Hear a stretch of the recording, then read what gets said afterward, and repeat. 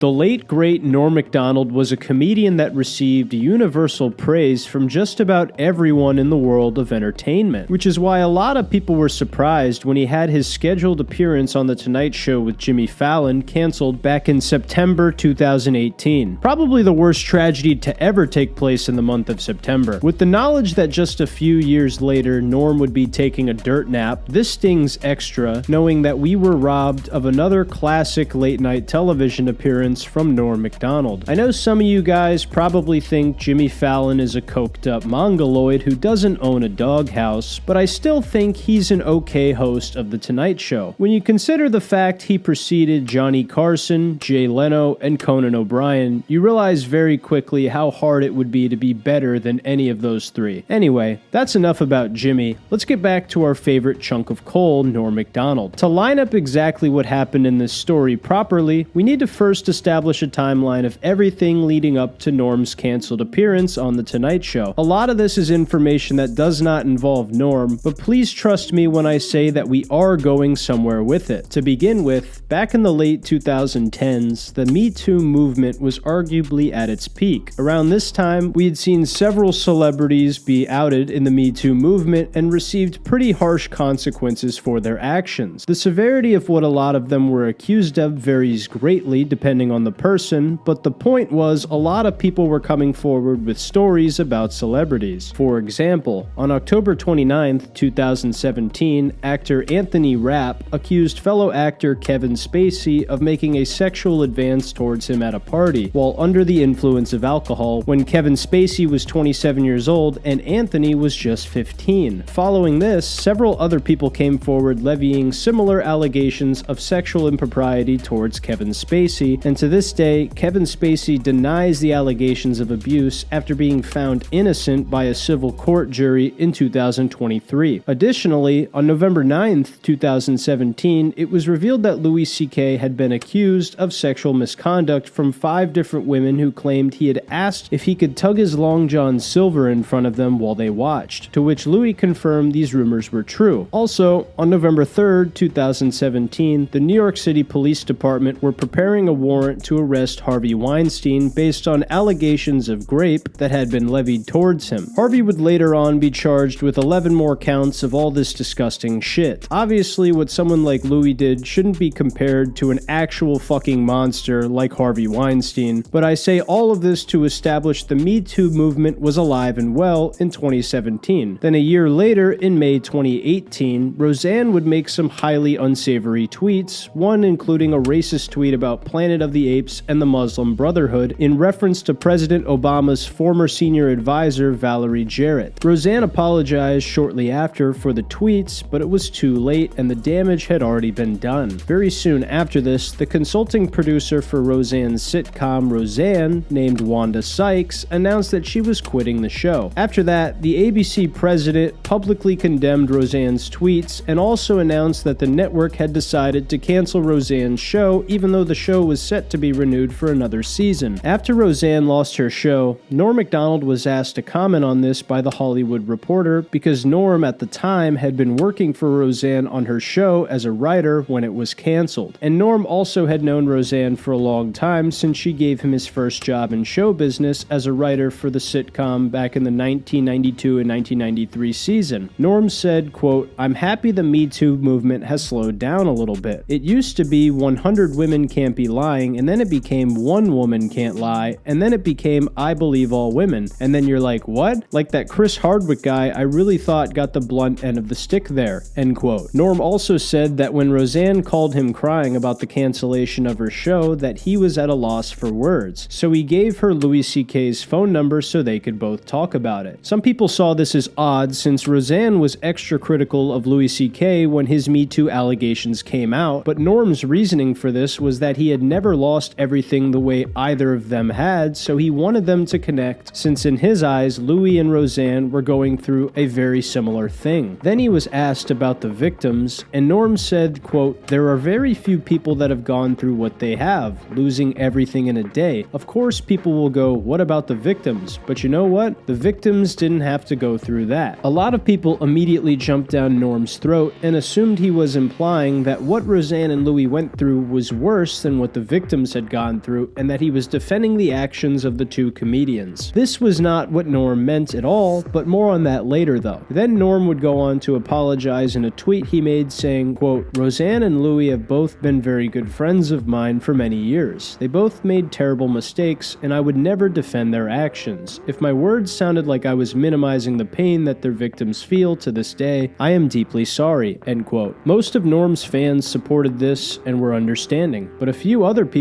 said Norm was mansplaining and lit him up for claiming the rich comedians had gone through worse hardship than the victims had experienced. Once again, this is not what Norm meant. Then Norm would go on the Howard Stern show on September 12, 2018, the day after his interview with The Hollywood Reporter, and Howard Stern would ask him about the controversial statements he made. He pretty much said that he was saying that what the victims had gone through was terrible, but obviously not comparable in any way to what Louis and Roseanne went through. And he added something else that got him into big trouble.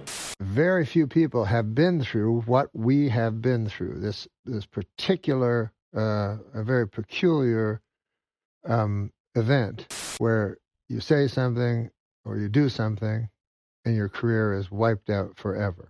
Because I said, now the victims went through worse, but it wasn't the same as that. Yeah, what you said was the victims have, at least they don't lose everything. Yes. That's where you got into trouble. Yeah. So I know that. And of course, you'd have to have Down syndrome.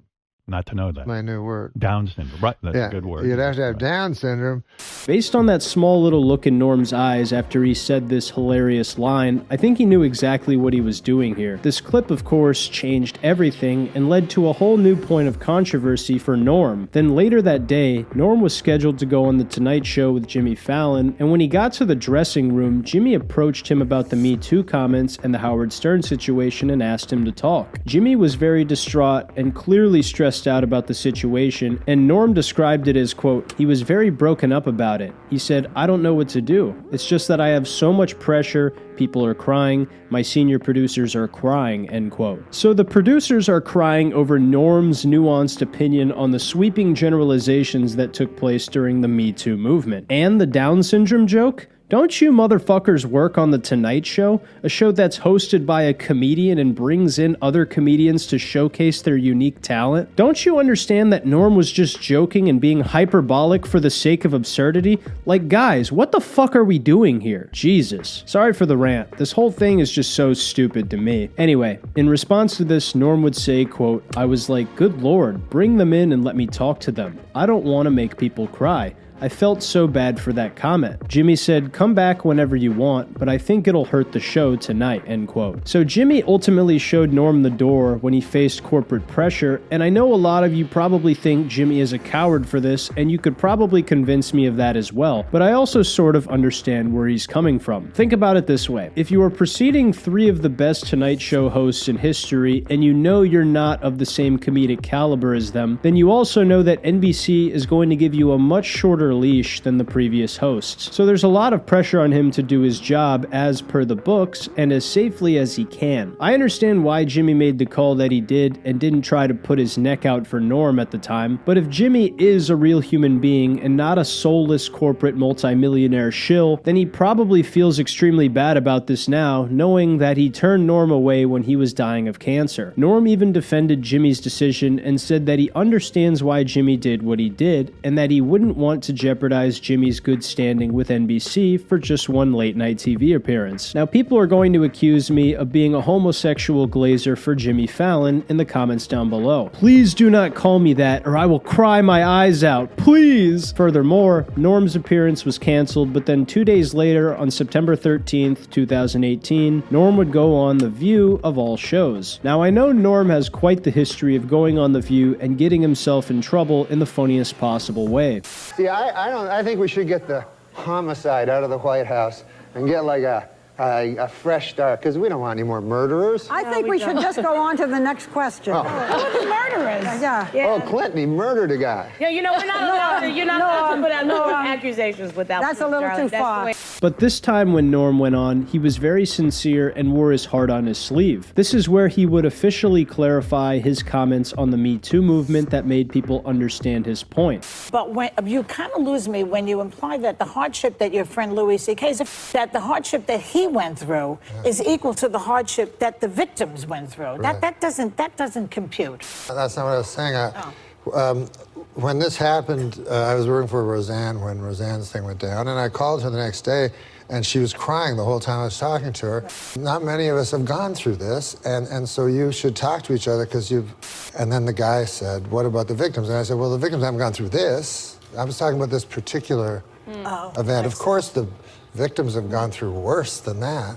But I'm going to get a victim to phone Roseanne? No, but that's a good clarification. So a lot of people initially thought The View was going to make Norm look bad, but surprisingly, it actually stopped the bleeding, and they showed Norm a lot of humanity and understanding here. There were also a couple of times Norm was obviously trolling in this interview before putting a mint in his mouth that were pretty funny. So ultimately, The View ended up being a really good PR move and made people lay off the Norm dogpile. Then obviously, in 2021, we know our beloved chunk of coal, Norm, tragically lost his life to that football-playing, murdering black guy named, what was his name? Oh, acute leukemia. After this, we would see Martin Short and Steve Martin go on The Tonight Show to talk about Norm Macdonald, and I couldn't help but notice all of the comments shitting on Jimmy for the decision to cancel Norm's appearance. I understand where a lot of these comments are coming from, because looking back at it, you could definitely say that Jimmy really didn't try to go to bat for Norm at all, and that he's a coward for that. Norm defended Jimmy because he's a class act and a genuinely kind soul, but these comments raise legitimately good points about how shitty and hypocritical this was for Jimmy to do. I have sympathy for the guy, but I also understand the points made in these comments very well. But anyway, what do you guys think? Do you think Jimmy's decision to cancel Norm's appearance was a fair one given the unique situation, or do you think he was acting cowardly here and should have stood his ground more? Also, who do you think was the best host of The Tonight Show? Let me know what you guys think in the comments down below. Before I end the video, I want to bring your attention to my second YouTube channel. If you think I'm a cool guy and you want to get to know me better and see a more personal side to me, then check out my second channel, Nate Roscoe RLP, to see me talk about real stuff in a comedic way. I'd love to see some of you guys in the comments on some of those videos as well, and of course your insights and opinions in the comments are always greatly appreciated. As always, I want to thank you guys for watching the video to the end, leaving a thumbs up if you enjoyed it,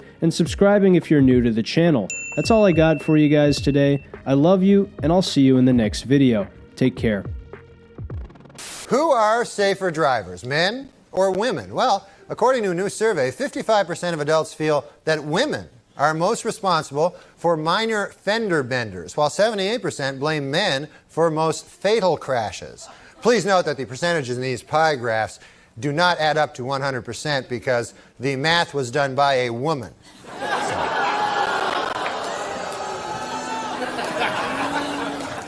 For those of you hissing at that joke, it should be noted that that joke was written by a woman. So now you don't know what the hell to do, do you? No, I'm just kidding. We don't hire women. You heard the latest? I heard this just the other day. There's a rumor that last week, a certain, I don't want to say who it is, a certain gentleman in ABC News, he went to a party and he got really drunk and he ended up having sex with his own wife. I don't know how these rumors get started, but you know, it's probably just a vicious rumor, really, you know. And joining us in the Show Before the Show living room is host of Norm Macdonald Live on YouTube, the wonderful Norm Macdonald. Yes, and Jenny, all the stars are here. Do you want a microphone, Norm? Yes.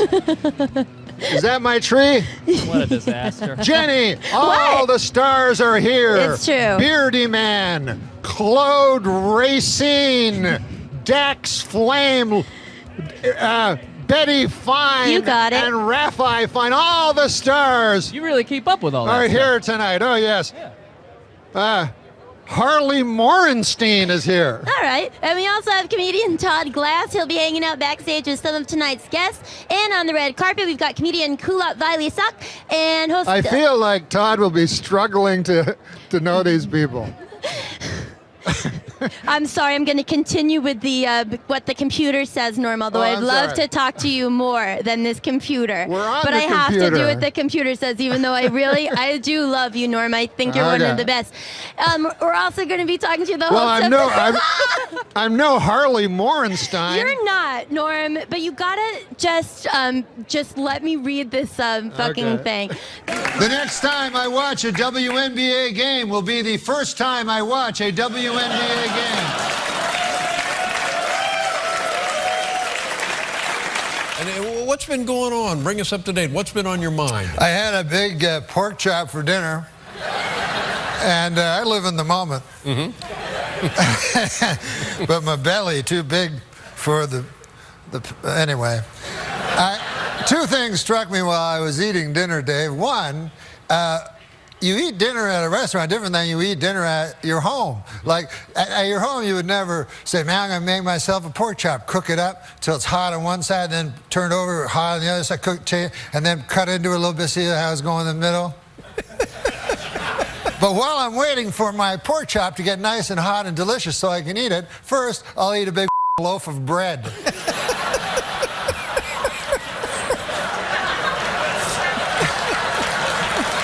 So that's at home. Yeah, at home. Get 20 or 30 pats of butter. The other thing I noticed is dessert. Now, in the old days, dessert, the waiter would come to your table and go, what do you want for dessert, a apple pie or a cherry pie? Oh, yeah. You go, I'll have a cherry pie. Sure. Or an apple pie, don't matter. No reason to divide the audience this early. No, that's right. You don't want to do that, no. But you would order your pie, you'd eat it, and everything would be fine on earth. Yeah. Nowadays, it's all different. Guy comes, he's got a big tray. Oh, yeah. He had a canted angle, every confection known to man. Sure. Suddenly, his tone changes. It's not like the pork chop anymore. Some kind of sexual undertones going on. He's like, you like this? You're like, I don't know. What is Do you like decadent things? Yeah. You're like, not that much. Oh, yeah. Once in a while, I guess. Yeah. May I tempt you, please? No, I'm a fella, you're a fella. Yeah. And now it's time for Weekend Update's movie reviews. This week I saw Interview with the Vampire. And here's my review. Not gay enough. No, there's an interesting dynamic that happens when a guy becomes way more successful and powerful than you are. Right. Which is, I don't want to phone out. I love Sandler. I talk to him a lot, but I try to limit it because he gets bugged a lot, you know? He gets people want bothered things a lot. from him. Yeah, people want things from him, so I don't want anything from him. But when I'm talking to him, I feel like he might think I want something from him or something like that. Right. You're so aware of others' feelings. Now you're killing him. What the hell are you doing? I know he's going to slam me when he says some shit like that. No, you just snotted all over yourself. I can fucking see that one coming. In other words, You're a motherfucker. In other words, you're so in tune. That's not what I'm saying. Yes. You're bragging, aren't you? Now, you're saying... Now, Norm, if there's one thing about Norm is he's very in touch with other people's feelings. Norm. I've never seen a reaction like that in here. Norm, what you're saying, you just vomited on yourself, and you blew snot out of your nose. Norm. There goes that mic. What I'm trying to say. No, what I was going to say was this. But you like, I mean, you said you sometimes you have a little too much to drink, maybe? Well, one time I drank a super amount, and I'd only been... A super amount, yeah, right? It was when I was a young guy. I'd only drunk like 8 or 9 times in my whole life. I never had gotten really drunk, but I'd had drinks. And I went out with my buddies, and I was drinking, and they were having those crazy drinks. All of a sudden, I was really drunk. And then a guy gave me some pills. Like, he said, hey, you want some pills? And I said, yeah, all right. So I ate the pills. And you're not supposed to eat pills while you drink. I think even if you're not drinking, it's not a good idea when someone goes, you want a bunch of pills? Yeah. I know. Yeah, combining the two. This guy was a decent guy. He was a bouncer. No. But, so I said, yeah, so these pills, they just make you like 100 times drunker. So then oh, man, I'm really drunk. And then, like, time passed, but I don't remember. And then my friends are like, hey, let's go. I'm like, why don't you guys go? Where are you going to, you know, why go? Right? Like, we're in a bar drinking, right? And, like, it doesn't seem right. You don't want to go home, you know, and watch I Love Lucy or something. So you're like, hey, I just stay here. I'll make new friends, right? So I was, like, real drunk, and everybody was, like, cool. It was like a Western. It had a jukebox, you know, one of those. Guy gives you a whole bottle there, you know, and you go, ah. And then... That's what you do when you're drinking, you a pirate, yeah. All of a sudden? And then it was the funnest, man. There was a big fat bearded guy there, and I was hanging with him, real drunk. All of a sudden, right, I'm like, oh, man, I can't remember anything. I remember, like, I sort of fallen into a pool table or something like that. Right. And then I wake up, right, and it's like I'm in a bed. I look beside, there's the fat bearded guy beside me. No, really? Yeah. So I go, oh, Lord God, I had sex with the fat bearded guy, you know? And at the time, like, I'd never had sex before in my life. Yeah. You know, and I always thought, it's probably going to be with a lady. You know what I mean?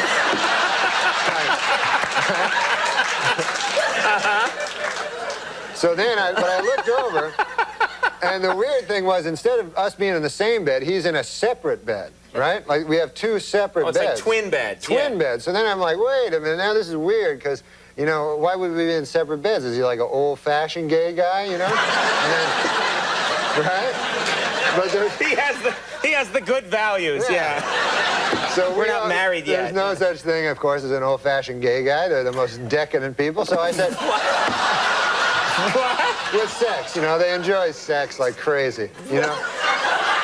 We mustn't generalize. No, we mustn't generalize. No, but go ahead. Seriously, you know, if there was a bathhouse for straight guys, we wouldn't be able to have sex 9, 10 times a night anyway. So anyways, I'm with, they love sex, it's a good thing. But I'm beside the fat bearded guy. I go, holy Lord. Anyways, it turns out, not a gay man at all. Turns out this guy, when I blacked out, had checked me into a rehab. No. Yeah. And she's in there with you? Yeah, so I got robes and a slipper, and they wouldn't give me my clothes back. And I had to stay in there for 3 days. And they're like, you're an alcoholic. I go, no, I'm not. And then apparently that's what alcoholics say, too, you know? So then for 3 days I had to stay there. I had to go to AA meetings. And I'd only been drunk like 9 times, right?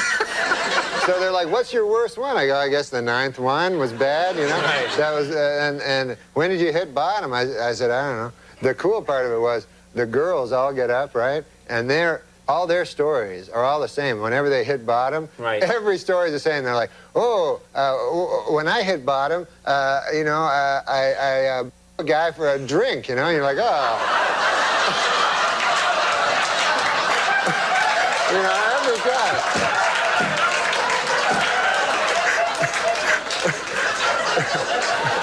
Yeah.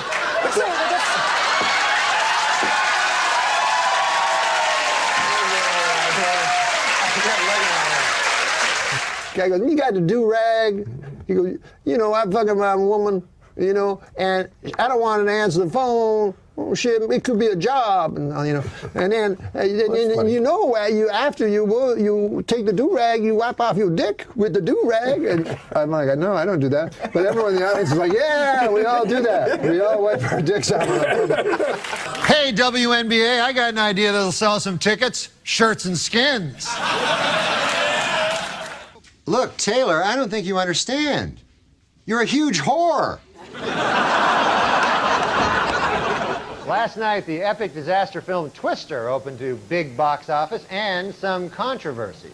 The Reverend Jesse Jackson has called for a boycott of the movie, claiming that not enough black people in the film are killed by tornadoes.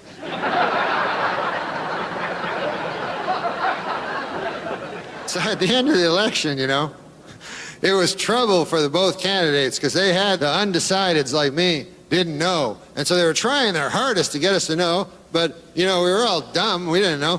And then they decided to go with commercials where they just have some animals in them, you know?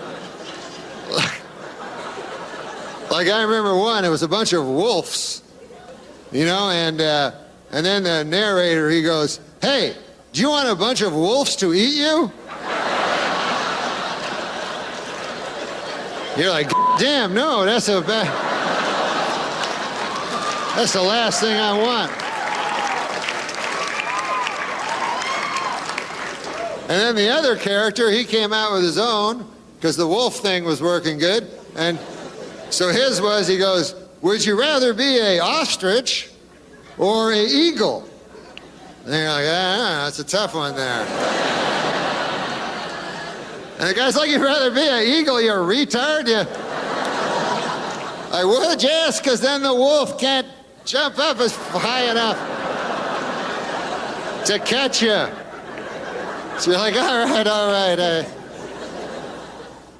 I'll tell you what I do like in the news, the big murder trials, because I can follow that, And now we have the greatest one that's coming up, because it's the best when celebrities are up for murder, because then you know the guy, And right? So they selected the jurors for the Robert Blake trial, so that will move on, and I'm happy about that, because I love Robert Blake. Ever since I was a kid, watched him. Beretta, my favorite show. God damn, that was a good show. I will say one thing about Robert Blake. The guy appears to have not the greatest alibi I have ever heard. Seems to be a relatively weak alibi to me. And I'm no jurisprudence, I don't know. But this is his alibi as far as I can figure it out. He goes, it couldn't have been me who shot my wife in the secluded area over by the side of the ditch. On account I have an alibi. Oh, where were you? I had to go back to the restaurant. I forgot my gun.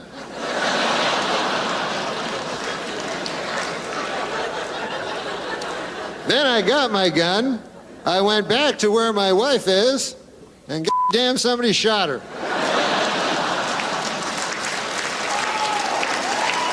Now,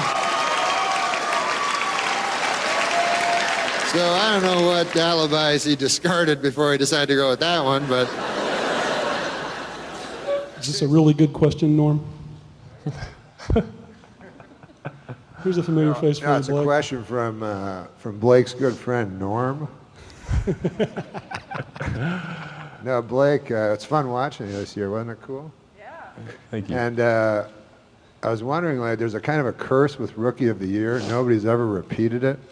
I didn't think about that. Well, I'll try as hard as I can next year, but All right, man. I don't know. Thank you for that question, though. That's going on top of the goals for next year. The parents of Honey Boo Boo are getting married this week. I don't know what any of that means, but it sounds fucking retarded. So, Jenny, what month was your Stop issue? quoting Churchill. May of 08. Who was on the cover? Do you remember? It was a Russian girl. And my nickname's Genocide, so I think that was kind of funny. What? What? What do you mean? Is Genocide giving her comedy fucking advice? Why is that? It's funny because there was a genocide. In Russia? Only about 70 years ago. Against the Russian people. Who still lives? But me. That's not You a first. Huh? Check her back. No, it was the it wasn't a complete genocide. What do you mean? No, it was. Well, Stalin was a mass murderer. Only Jewish people seem to get really offended by my nickname. There are fives in a case. Dave's getting bored. Right, Well, because they're the only ones that live. well, the only through true a genocide was the. Well, I don't want to say. What about one the this way, American Sam. Indians? That was a true genocide. Wow. What? The American Indians was a true genocide. No, that was for land.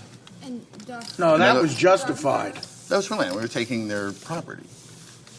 No, It doesn't matter. What does it matter what the motive No, is? the genocide. Yeah, the motive against is the to Indians just was hatred of a race to exterminate them It was without a just- it was political or economic justifiable agenda. What we did with the Indians. Well, it's not No, justifiable. well, he's saying it's justified. I said it's well. Let's We got to bury them. I'm just wondering how it's One justified. counterpoint. You've never I'm trying to take another You've never heard the legal term justifiable genocide? Hitler was out of his mind at the time. Clearly insane. I'm trying to take another opinion so we can have some friction here. It's a television show, honey. I can't agree with everything you This guy fancies say. himself a modern-day Bill Maher. Thank you for the German opinion. You know, before I did the show, I never realized how much work it took to put on a production like this. Check it out. They spent 2 months building all these incredible sets. They had to coordinate 14 live music acts. And most impressive of all, they had to find a seat filler for Jennifer Lopez. She got a...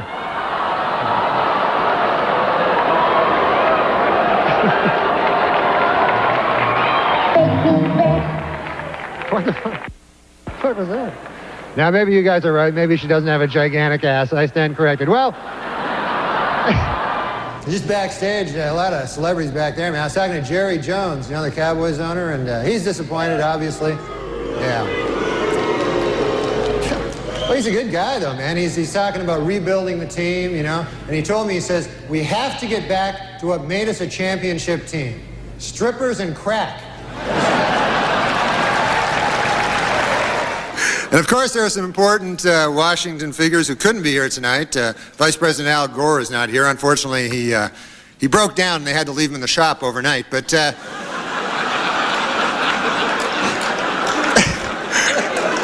they say he'll be all right later. Something wrong with the voice box or something. I don't know what it was. House Speaker Newt Gingrich is not here. A little while back, of course, everybody knows. That Newt pushed through a lot of budget cuts in the arts, particularly in PBS, you know, and the effects are being felt now. I can see it, even as a layman, you know, just watching. You know, the other day I watched that show, the Frugal Gourmet. It changed its name to the Cheap Bastard. I mean,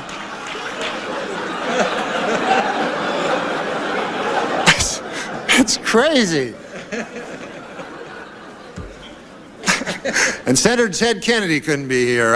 You know, there's a lot of jokes about Ted Kennedy, but I recently watched an interview. It was very touching. You know, Ted was talking about, or Mr. Kennedy. What the hell am I calling him Ted for? Senator Kennedy was talking about how he proposed to his lovely wife Vicki Reggie, and it was very touching. You know, it was a different side of Ted Kennedy that you don't see. He was very old-fashioned and romantic. You know, when he made the proposal, it was very nice. He got up on one knee and he. It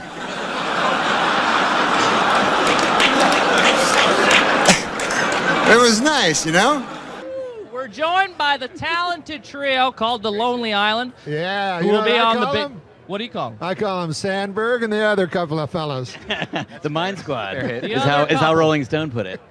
The other two, Akiva and Yorma. Thank you guys for joining us. Andy. Thanks for knowing our names. Yeah, no, I read the card. You guys ever been to a thing like this? No. What do you think? Nothing like this. It feels so pro and real. Am I on TV? Am I on the internet? We don't know. Oh, you're on the computer. You're on a velvet couch. You're on a maroon velvet couch in the beating hot sun.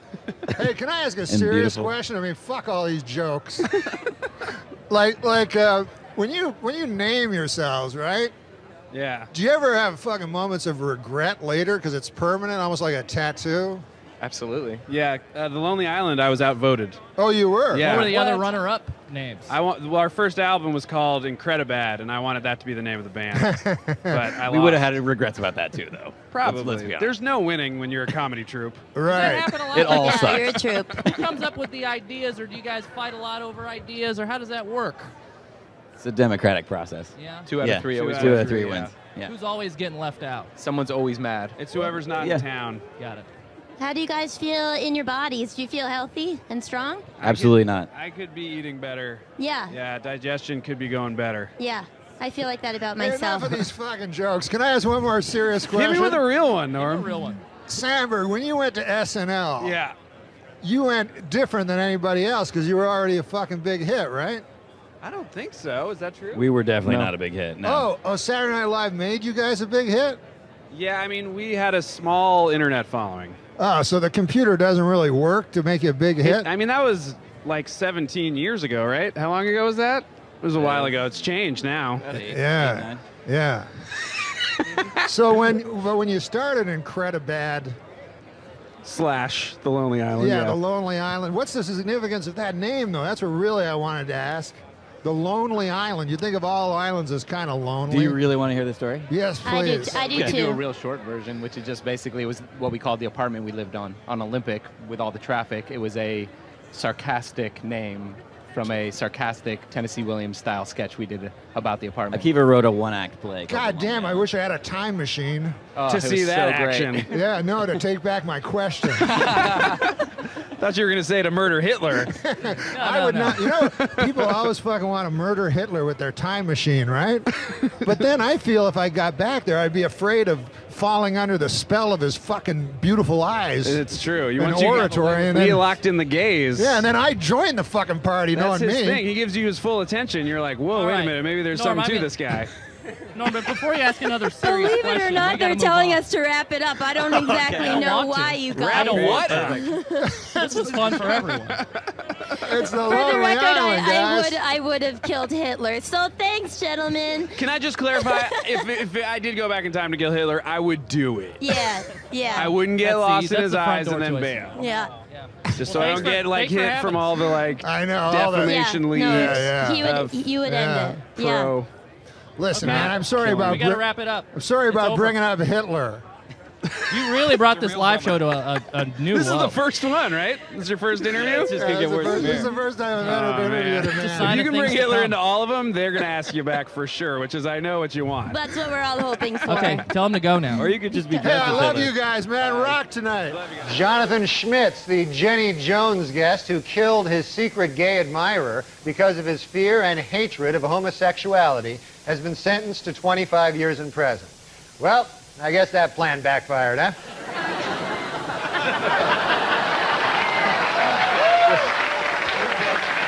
And you know, as an actor, it's hard, I've heard. But I had a TV show once, Norm. Uh-huh. I played Norm.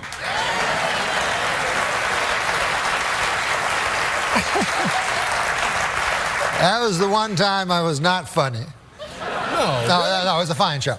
But we had a great actor on it, and his name was Jack Warden. You remember Jack Warden? Of course I remember Jack My Warden. God. Yeah, great actor. You remember them? I think they have a picture of Jack. They have a picture of Jack Warden. There he is. You guys remember Jack Yeah, Warden? likable.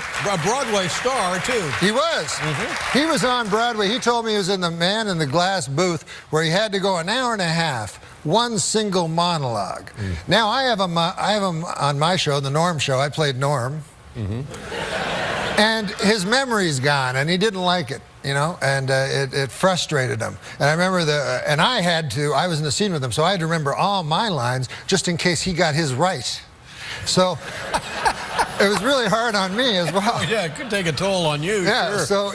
so I remember the first line he had, we're watching a hockey game. He's a tough old guy, playing a tough old guy. And he was like, his line was supposed to be, I'll tell you, Normie, hockey's no good anymore, not since they put in their helmets. That was the line, right? So he looks over at me and just blank eyes. So I know he don't got nothing. But he's trying to use his acting skills, you know, so he looks at me and goes, Nami, Nami, Nami. And you could see what he remembered through what he said. Like, because he said it at this exact moment. He'd go like, Nami, Nami, Nami. Hockey, Nami.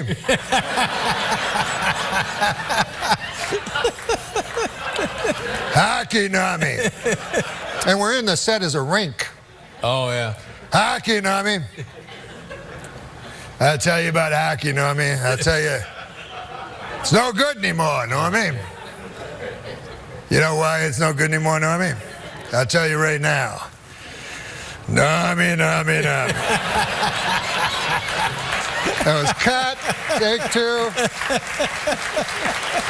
So then, anyways, Woody Harrelson's really cool, and fucking actors, man. When they're really good, it's like something different, right? You know, and because I'm just waiting for the other fucker to stop talking, and oh my God, I remember. You're my not even line. paying attention. No, I'm just hoping to remember my words. So, anyways, fucking what's his name? Woody Harrelson asked me if I want a beer. You know, he goes, "You want a beer?" I go, "No, it's cool. I don't drink. You know." He goes, "You don't want a beer?" I go, "No, I don't drink, but thanks, man." And then I go, "You drink? Like, I thought you just smoked weed and all that shit." And then all of a sudden, Milos Forman goes, "Cut! What the fuck is going on?" Like we were in the movie.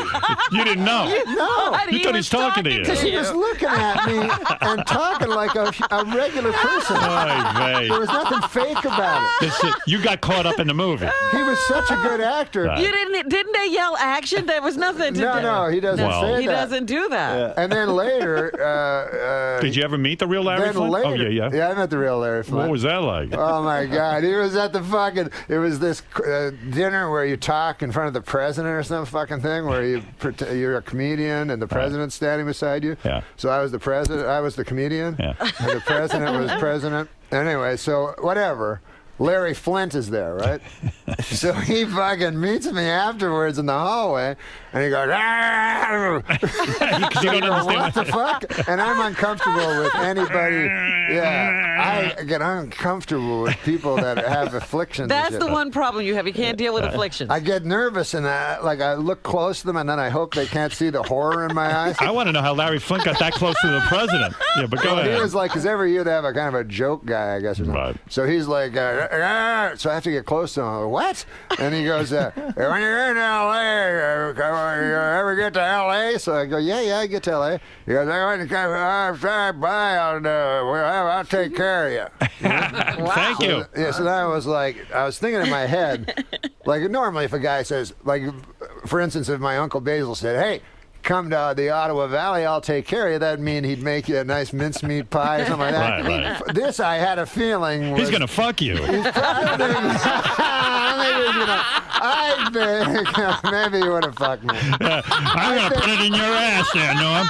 No, he's not. I'm going to wrestle you and get on top. He's the straightest guy in the world. No, get in my lap. I'm going to have you ride around in my chair with me. No, he's the straightest guy in the world. What I think it would mean is I'd be with some hot lady, and then all of a sudden he'd come in his wheelchair whacking off. Listen to me. Have you ever done anything in your long and storied career that you consider specifically to be in bad taste as you look back on it? Maybe at the time you thought it was a good play, but you look back on it and you think that was in bad taste. Well, sometimes, like in stand-up, I'll do jokes that are like one time I was doing this thing in San Francisco, and they were all gay people in the audience. They told me, so I figured I'll do. In San Francisco? Yeah. No. So I figured I'd do stuff about gay people so that they could relate to it. Yeah, it's warm up. They love that. And so I was talking about, because I went to this gay pride parade, and I saw in it there were these old men and old ladies like with these signs that said, "We are proud of our gay son," you know? And so I was saying, that's an odd thing to be proud of, you know, because it's not an achievement, you know? It's not like something you work all your life to be gay or anything like that. And I just wondered, I had a hard time believing that these 50, 60-year-old men are actually bragging, you know, at work like they're, "Hey, Bill, you know, my kid, oh my God, we're proud of him, Johnny. He graduated from Harvard, you know, first in his class, you know what I mean? Now he's articling over at a law firm, and, oh yeah, he loves cock." You know? This kid. He can't get enough cock in his mouth, his ass, his kid's always cock. I got a picture of the boy here sucking another man's cock. I want to show it to you. To watch the maturation of you as an artist, to realize it took you 9.5 minutes to get around to the sucking cock stuff. It's beautiful to see you comfortable in your own skin, Normie. Yeah, quite a year in music, though. Let's look back. A lot of classic songs have been covered this year, haven't they? Lenny Kravitz did "American Woman." Dwight Yoakam did "Crazy Little Thing Called Love." And Barry Manilow released an album entitled Manilow Sings Sinatra. And I'll tell you, it is a great CD, or as I like to call it, it is a great coaster. I like to throw my drinks on that. It's not a good CD at all. And oh, I have an announcement to read. I almost forgot. I was told to make this announcement. Table 10, wherever you are, table 10. We're sorry your waitress hasn't been there in a while. Larry King just married her. So...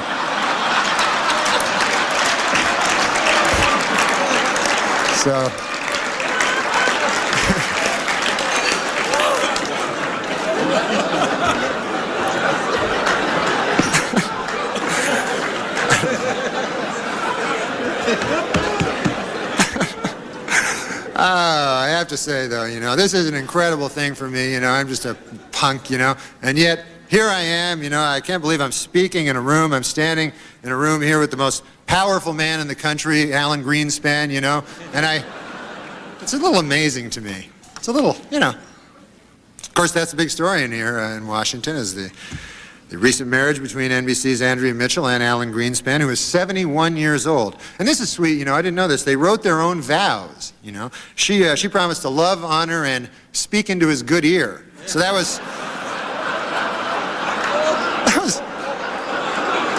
it's kind of sweet,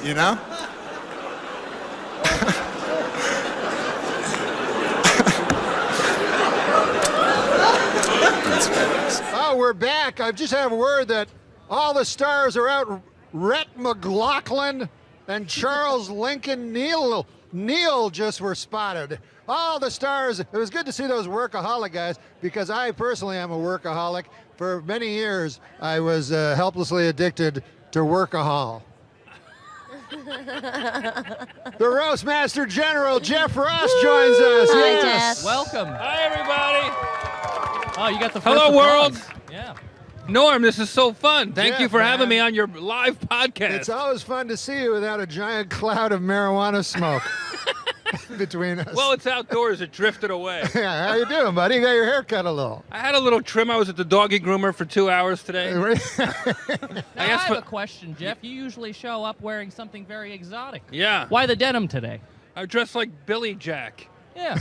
You look You look sharp. great. I Thank you, like Jenny. it. I appreciate it. Yeah. We're trying to up my game for the live YouTube show. Yeah. Oh, man, you're a hot fucking piece of ass. Look at that. I do all my shopping at the mall. Have you ever been to Forever 41? Forever 41. Norm, you're Listen. dressing like you're going to help somebody move.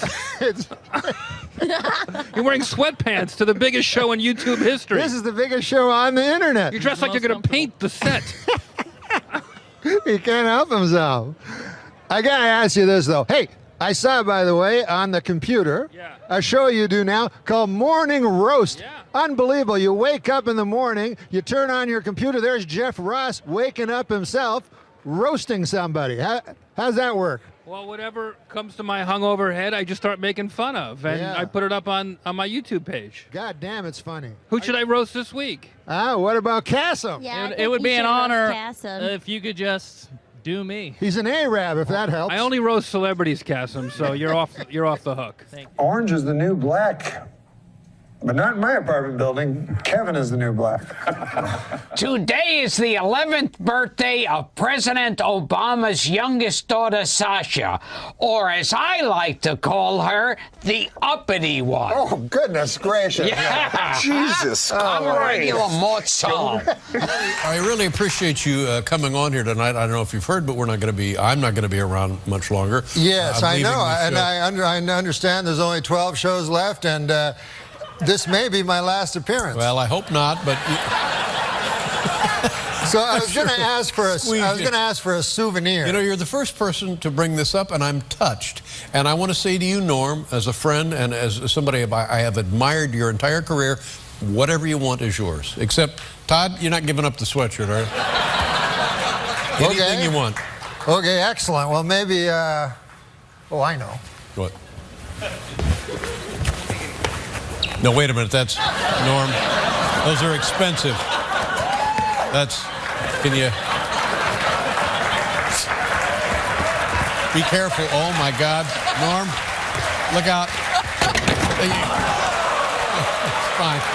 That's fine. It's still under warranty. Okay, we'll be right back with Norm Macdonald. I'll tell you what, this is what happened to me with a psychiatrist once. I think this is why I don't do it anymore. You did go to a psychiatrist. When I was a young man, I Yes. was like 17 or trouble kid, and they sent me to a psychiatrist. Right. And I talked to the guy, and I talked to him twice, right? Right. Next week, he fucking commits suicide. Is that true? So it's in the paper that I'm reading about. The guy's the worst fucking life ever. Like coke and again, I shouldn't say the worst, but just the worst fucking life. And I felt so bad because here I am yammering to him on his last week of life about, my God, my mother. You did MTV Beach House recently, and there's a certain kind of person you expect to show up on the MTV Beach House, and I hear, we'll be right back with MTV Beach House, our special guest, Norm Macdonald. I'm like, what the hell are you doing? It's this...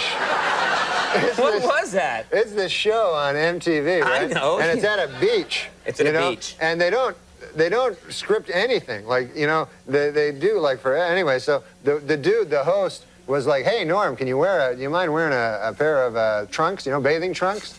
And I go, "No, I don't want to wear that. Because I'm like, my body's like all weird looking and everything."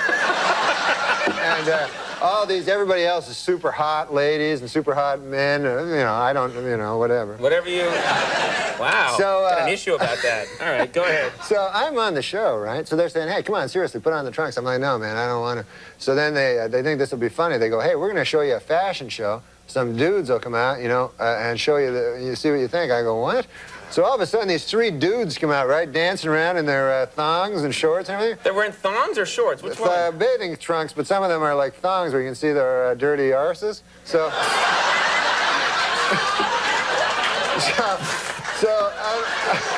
so I'm like watching it, and I'm like, "Oh, it's like man." Chaucer. Yeah, go ahead. So I'm like, oh. I guess it is. Okay, go Old ahead. English. So I said, "Oh, yeah, no," I'm pretending to go, "Oh, yeah, that's funny, right?" And you do a lot of that at MTV, yeah. So then the guy, the host, he goes to this one guy who was very, very, very gay. He goes, "What? How do you know that?" No, I mean, you had a sign? Yeah, he looked very, very gay. He says to this dude, he says, "Hey, I'll give you $20 if you lap dance on Norm." You know what I mean? Right. All of a sudden, this dude like, "Hey, $20. I guess he didn't have much money." Starts running towards me, right? So I look up. Here's this almost nude dude running towards me, right? So I think in my head, okay, man, pretty soon the guy's going to be writhing around on my lap with his ass, And I don't want that on TV, forever. No, it's okay to talk about it, but you don't want to see it. Right. They videotape that, and it's there forever. So, meanwhile, what can I do? You can't hit a guy because it looks bad. You know what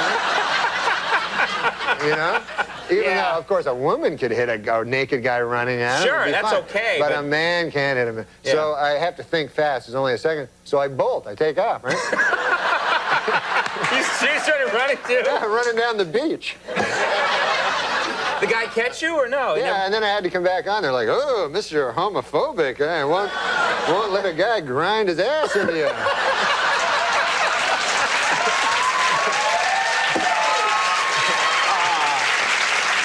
Norm Macdonald trolled a lot of comedians over the span of his career, whether it be Anthony Jeselnik, David Spade, or Doug Stanhope. If you were anywhere near Norm, there was a really good chance he'd play a practical joke on you. So what happens when the king of jokes encounters what a lot of the internet and comedy space online considers the antithesis of jokes? Well, you're about to find out. Also, if you think my voice is AI, you're wrong. Joe Rogan has a bit of a reputation for missing jokes on his podcast and ducking punchlines from other comedians. We've even seen him get agitated at Harlan Williams for really committing to his bit when he was on his podcast. Or by getting mauled by a Pride Alliance. Well, does that mean they're gay if it's a Pride Alliance, by the way? No, Pride isn't always gay.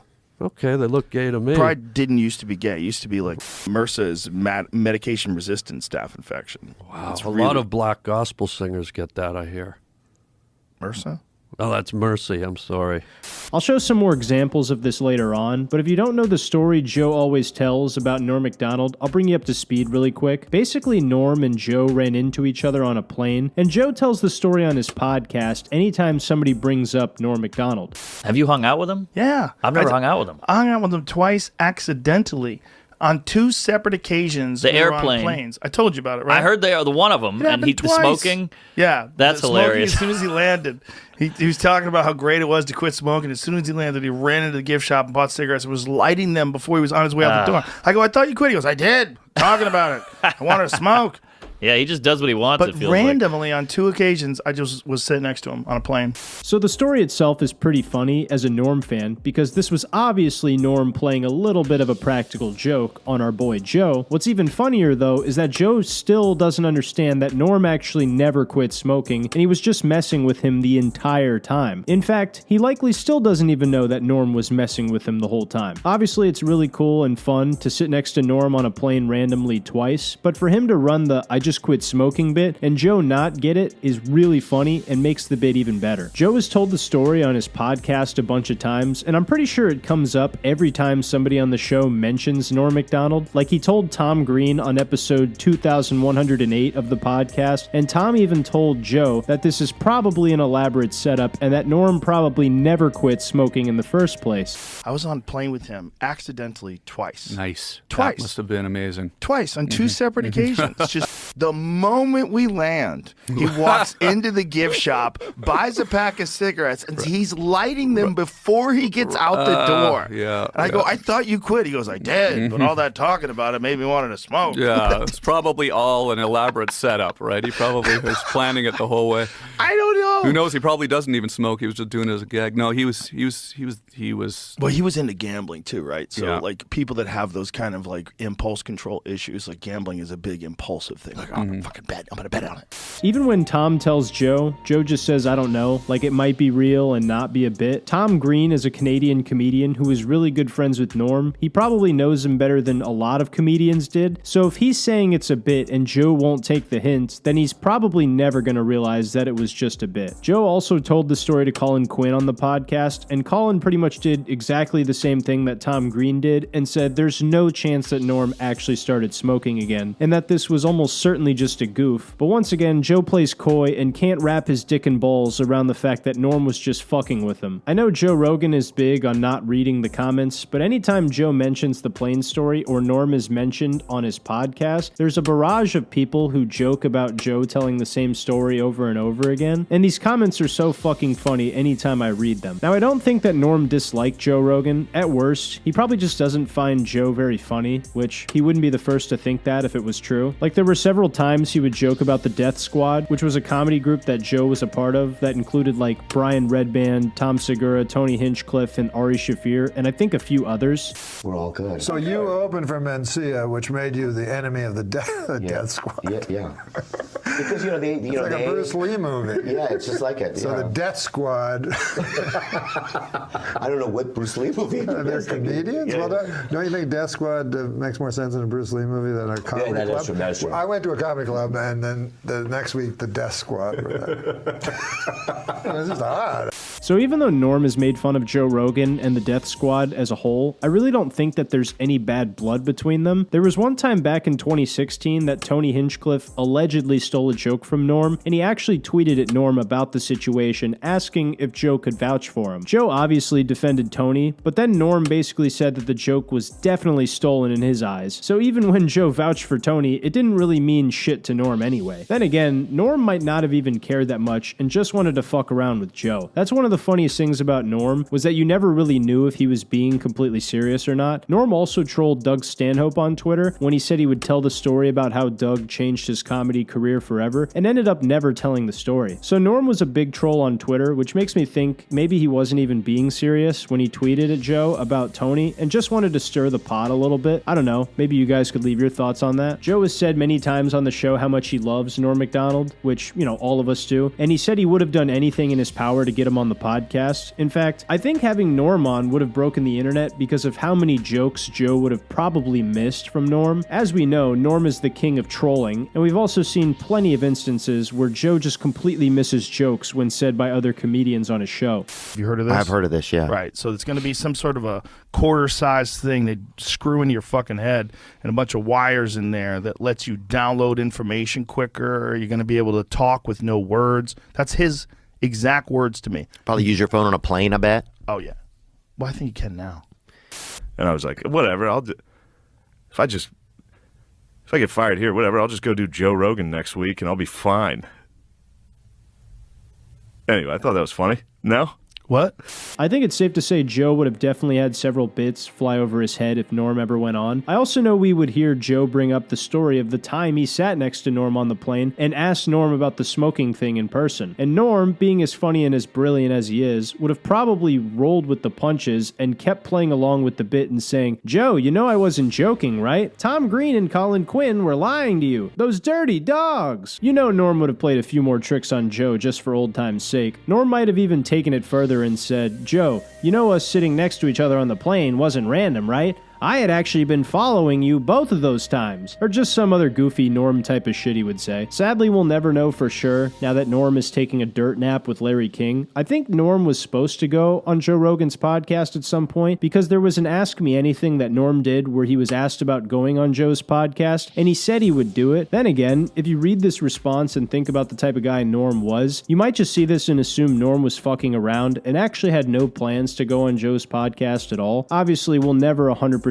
know for sure. I actually figured 2018 would have been a perfect time for Norm to go on Joe's podcast after all the Me Too stuff happened to him. If you haven't heard about this, I made a whole video covering it. Basically, Norm made some comments about like the Me Too movement and the backlash people received from it, and that got him in trouble. And he was also apparently contracted with Netflix when he had that show, Norm Macdonald Has a Show, and they said they didn't want him going on Joe's podcast, which really sucks because I figured Joe's platform could have helped Norm clear his name a little bit because honestly, he got in trouble for really not any good reason at all. Instead, he chose to go on that one show with all of those yammering bitches. I'm confident that Norm did still like Joe, even though he didn't find him funny more than likely, because after all the trolling and jokes about the Death Squad, according to Adam Egget, they were planning on starting up Norm's podcast, Norm Macdonald Live, again at some point, and they wanted Joe to be the first guest back. I've been talking to Norm Macdonald a lot lately. I think we're gonna start the podcast up again. So, you know what? Yeah, we're gonna have. I think we would kill for you to be the first guest. I would love to do it. I'm 100% in. Oh, thank God. Yeah, we have some good guests lined up. So now we're just gonna figure it out. When are you gonna do your thing with Norm again? You gonna start soon? Yeah, we've been planning for a while now. So now we're just going to. We just need to put all the nuts and bolts into place, and then get a studio, get a camera, and just do it. But you're going to be the first guest. I'm in.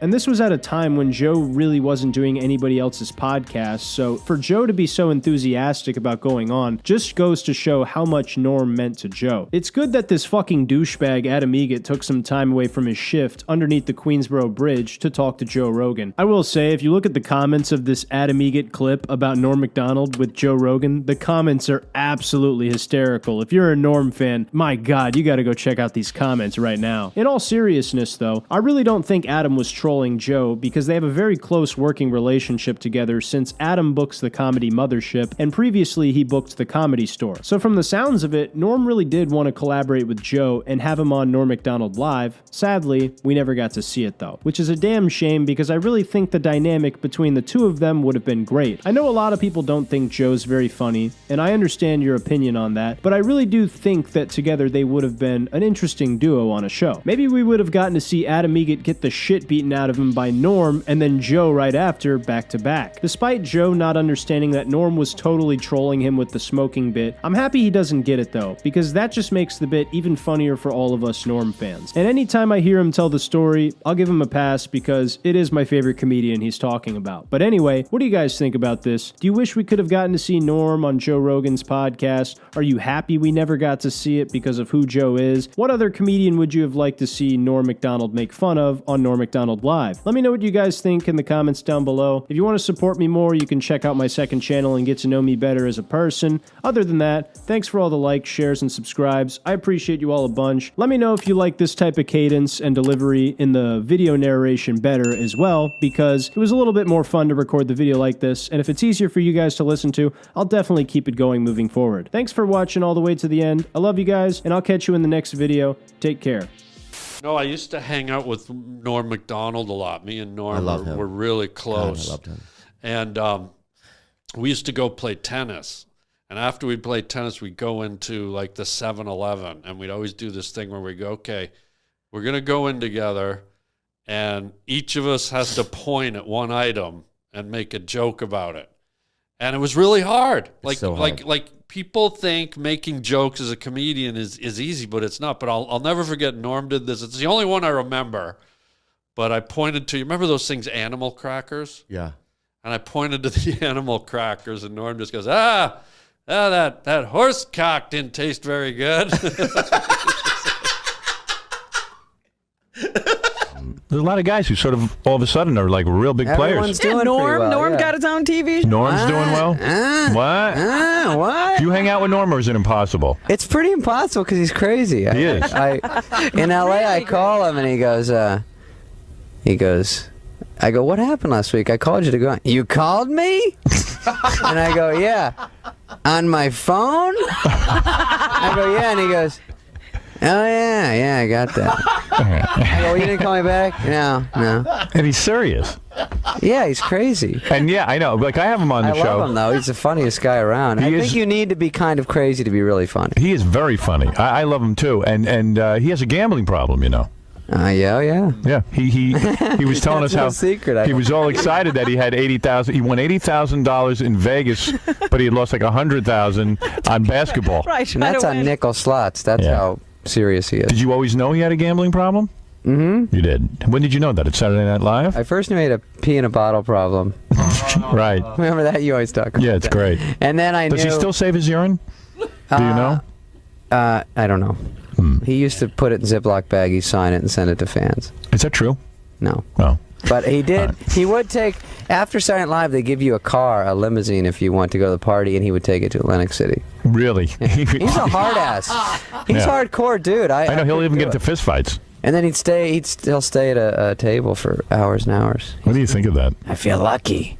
And then you don't even know if he's married or single. It's never really clear. I don't know, but I know girls like him. He's when you're something's that wrong, they pick up on it and like it. They like the tragedy of that. Fixer upper, yeah. Right. Yeah, I'm gonna make him a regular guy. Right, but it never I worked. don't know if Norm still tours. You'd be a good compliment for Norm, man. You don't think I'm too much, too similar? I don't know. I think it'd be funny. Jeez, he's my hero. I think it'd be work. Yeah. I'd be blown away. Yeah, the guy's amazing. Never met him. Very funny. Well, just it's such an impressive stand-up to see live. You know? Yeah. Because you think right before he goes on, I opened up for him for about a year, and after we did Dirty Work, and then he always think like no matter where you are, you think like he's not going to make it. Like he goes, he's holding his stomach. He goes, I can't do this, man. I'm not going to make it here. I don't want to go on. I don't want to go on. I want to quit.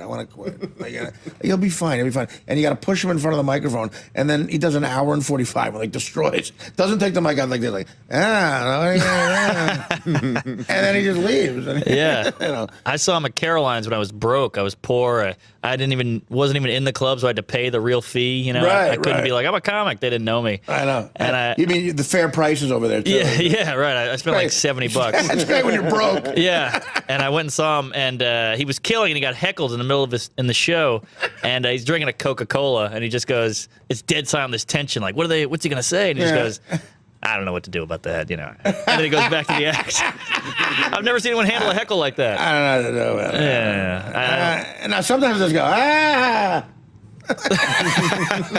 go, Funniest guy on the planet. No, he really is. He's up there. He's very, very funny. He's a fun guy to talk. See, doing the road with a guy like that is fun for the late night conversations that last till 6 a.m. Right. About show business, about who he hates. Yeah. Like you start talking about who you hate. Yes. Oh, it's fantastic. That's the funnest stuff. Oh, and who sucks and who you hate and this and that and the other thing, and then of course stories. I got two good Norm stories. Good. My first comedy club gig ever is in Catch a Rising Star, Princeton. And Norm Macdonald, this is 1990 or 91. Norm's done a few local talk shows in America, small time, but he hasn't made it in America. He's kind of got a little following, but now he's starting to headline in America at comedy clubs. This is at a time where in New Jersey, if you weren't telling dirty nursery rhymes wearing a leather jacket, you weren't really interesting to anybody. But here's Norm, this goofy Canadian accent, really telling these long, weird bits for 8 shows. And he probably bombed 3 out of 8 shows. Whenever he killed, he would kill, when it was a sophisticated crowd, he would get him and he would kill. He would just go backstage, he'd pull out a deck of cards, and he'd make me and Rich Voss play poker with him. When he bombed, Norm would go to the exit and say goodbye to every single person who left. Just to be weird and make us laugh and be awkward for the people. He would thank everyone for coming after he bombed. Serious? He was such a nut. I love that. That's a committed person. But that's what I love. You were Norm's assistant? And I was Norm's assistant, and I wish I could like go back to You those got any days. Norm stories? Yeah, I hear this is my best Norm story. Yeah. So I went to the guys would like take me out, like Keckner and Norm and Spade, and they're all fucking gems, like really, really nice guys. They were always so nice to me, and I think they liked having me around because I was like a young kid, and I would laugh, you know, and I was just in fucking heaven, like. So they take me out. They took me out one night, and they were getting drunk and whatever, and so I meet this Australian girl, and you know, we go back, fool around, whatever, and I come into work the next day. And I turn to Norm and I go, I gotta tell you something, man. I go, and don't tell anybody. And he goes, oh yeah, I won't tell anybody, you know. And I go, like, last night, I went out with this girl, the girl at the bar. She goes, she snorted cocaine off my cock, like that. And I was like, I don't know, I'm 20 years old or whatever, you know. And I'm like, I couldn't believe it. I'm in the city for the first time, you know what I mean? Like, yeah. And he goes, wow. He goes, oh my God, that's crazy. Cocaine after your cock. And I go, but don't tell anybody, you know, 'cause I don't want anyone to know. Like, and so then maybe like, I don't know, 5 minutes later, the fucking UPS guy comes in, you know, with the packages or whatever. And he's like, oh, hey, Daryl. And he's like, hey, Norm, how you doing? He's like, hey, you see this guy right here? Guy likes to get cocaine snorted off his cock. And I was like, you know, now I wouldn't be embarrassed, but I'm fucking mortified. I'm like, I'm gonna get fired. yeah. And he did it. He did it for like 3 months. To everybody. At any point, like I'd be standing there with the jokes. He'd be like, Jason, go get the jokes. And he'd be smoking on the hallway, and he'd be like, no. Because, you know, he fucking had like a really high bar for jokes. Like, fuck that. I'd be like, oh my God. And then there'd be like a page standing next to him. He'd be like, hey, you know, Jason? Guy likes to have cocaine snorted off his guy. So fucking funny. He did it to my mom. He said it to my mom once. No. Yeah. And then I remember because the other part of the job was that I would work the door at the parties. And my mom came down for the party. At the after party. The after party. Yeah. And she, and I was trying to keep Norm away from my mom so he wouldn't say that to my mom. And of course he goes, you know, Jason likes to have cocaine. Snorted off his cock. And my mom was great. She goes, well, I bet you do a lot of weird stuff too, Norm. Can you share some of the stuff? With Norm? Yeah. Yeah. That you have with Norm? It was just, he reached out. He was a big, when people were going through it, Norm was one of the guys that would always reach out. And yeah, that was it. Just reached out. He sent me some cool stuff about like, funny will win. Yeah. That was the coolest shit ever. Yeah. Yeah, he that's was amazing. like, there's a war right. I don't want to spill the beans on a nice thing, but it was like, You guys had a private thing. yeah, it was cool. But and he it was ended, very supportive yeah, when you were he, going he through your spoke stuff. like poetically. Yeah. It was awesome. Yeah. And it ended, one of the messages ended with like, in a war for comedy, I think the ones with jokes will win. And I was just like, yo, Yeah. That's fire. Norm Macdonald is king. Yeah. Yeah. And he amazing. in no way has to do that. No. You know what I mean? No. To reach out, you know, especially at that time, I thought was really cool. It was 2 years ago. I mean, he had, Yeah, as he's battling something, no disrespect, Yes. way worse. yeah. You know what I mean? He's like, hey, Yeah. you need help? I was with Adam Egget most of the time in Austin. The guy, you know Adam? Yeah. From And- the store, right? Yes. Yeah. So me and Adam went to the Cowboys-Eagles game, and we were hanging out, and the whole time, because he was best friends with Norm. Yeah. So he was like Yeah. going through it, but he went through it the same way as like we just talked like Norm the whole time. Like the whole game, we'd be like, you must have. Yeah, you got hit pretty hard. You know what's worse than getting hit like that? Blood cancer. It's no good, that blood cancer. Just like that the whole time. It was great. I hope that wasn't sharing too much for Adam. No. But it was fun. Norm's the best. Yeah. Well, it was, but he died of fucking. Oh, right. I forgot he fucking vanished. Yeah. Norm. Yeah. Classic. Years old, right? And I'm 16 in the audience. And then I got to become this huge fan of Norm. And he was Norm. But back then, there wasn't a lot of people doing stand-up like Norm. Like there wasn't this sort of angle of sort of this absurdity to it, this sort of There was a more of a structured, down the middle way of doing stand up back then, and so Norm was this sort of, it was a curveball. Yeah, this sort of curveball, and we just couldn't get enough of it. So every time we was in town, we'd be down there. But Howard Wagman told me this story about Norm, and the first time he came down to do stand up at Yuck Yucks in Ottawa, and he got off stage and he was disappointed in how it went. Norm was. He said, "I'm never doing this again." He walked down the street. Howard Wagman chased him down Spark Street in Ottawa and said, "No, that was great. You're coming back." And he made him come back, and the rest is history. I was on a plane with him accidentally twice. Nice. Twice. That must have been amazing. Twice on two separate occasions. Just totally random. We sat next to each other on the plane, like, whoa, this is crazy. Yeah. And the last one, it was so funny because he was telling me about how he quit smoking. Yeah, I quit smoking. It's fucking, turns out it's real bad for you. Like, this whole thing about quitting smoking. And we're talking about it, like, how hard was it to quit? This whole thing.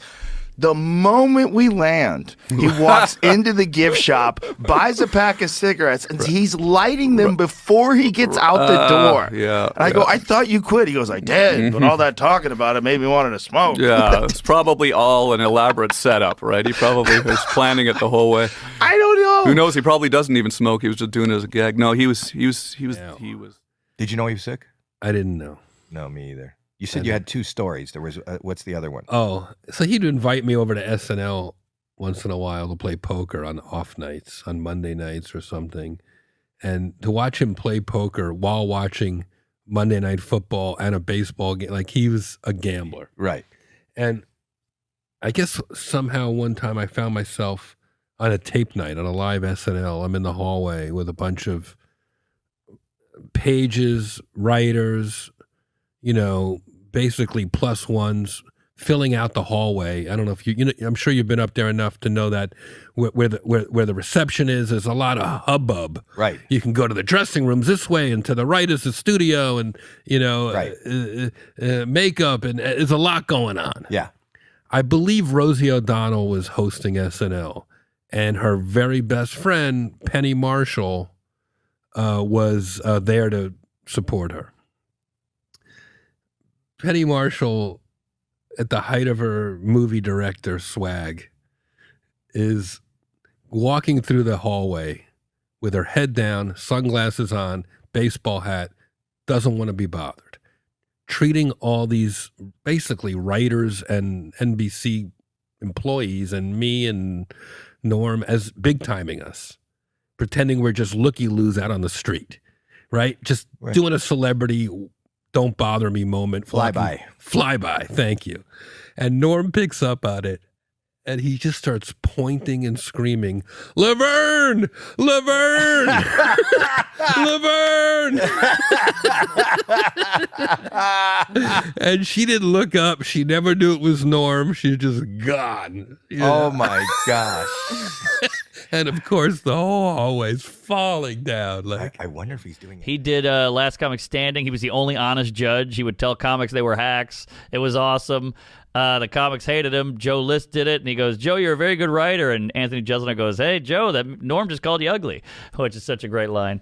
Damn. But, oh, my God. I met him twice, and the first time I met him was I was doing this comedy-style competition at Caroline's, and it was the Final Four. It was me, Dan Soder, who eventually beat me in the final two. It was me, Soder, Nick Cobb, and Adam Newman. Wow. And Norm Macdonald was just chilling in the crowd, watching. Damn. And he couldn't have been nicer. He was so freaking nice to all of us. Yeah. Complimenting our acts, being like, "Man, I could never do this type of thing," So cool. And then the other time I met him was on Last Comic Standing when he was a judge, and I got eliminated in the first round.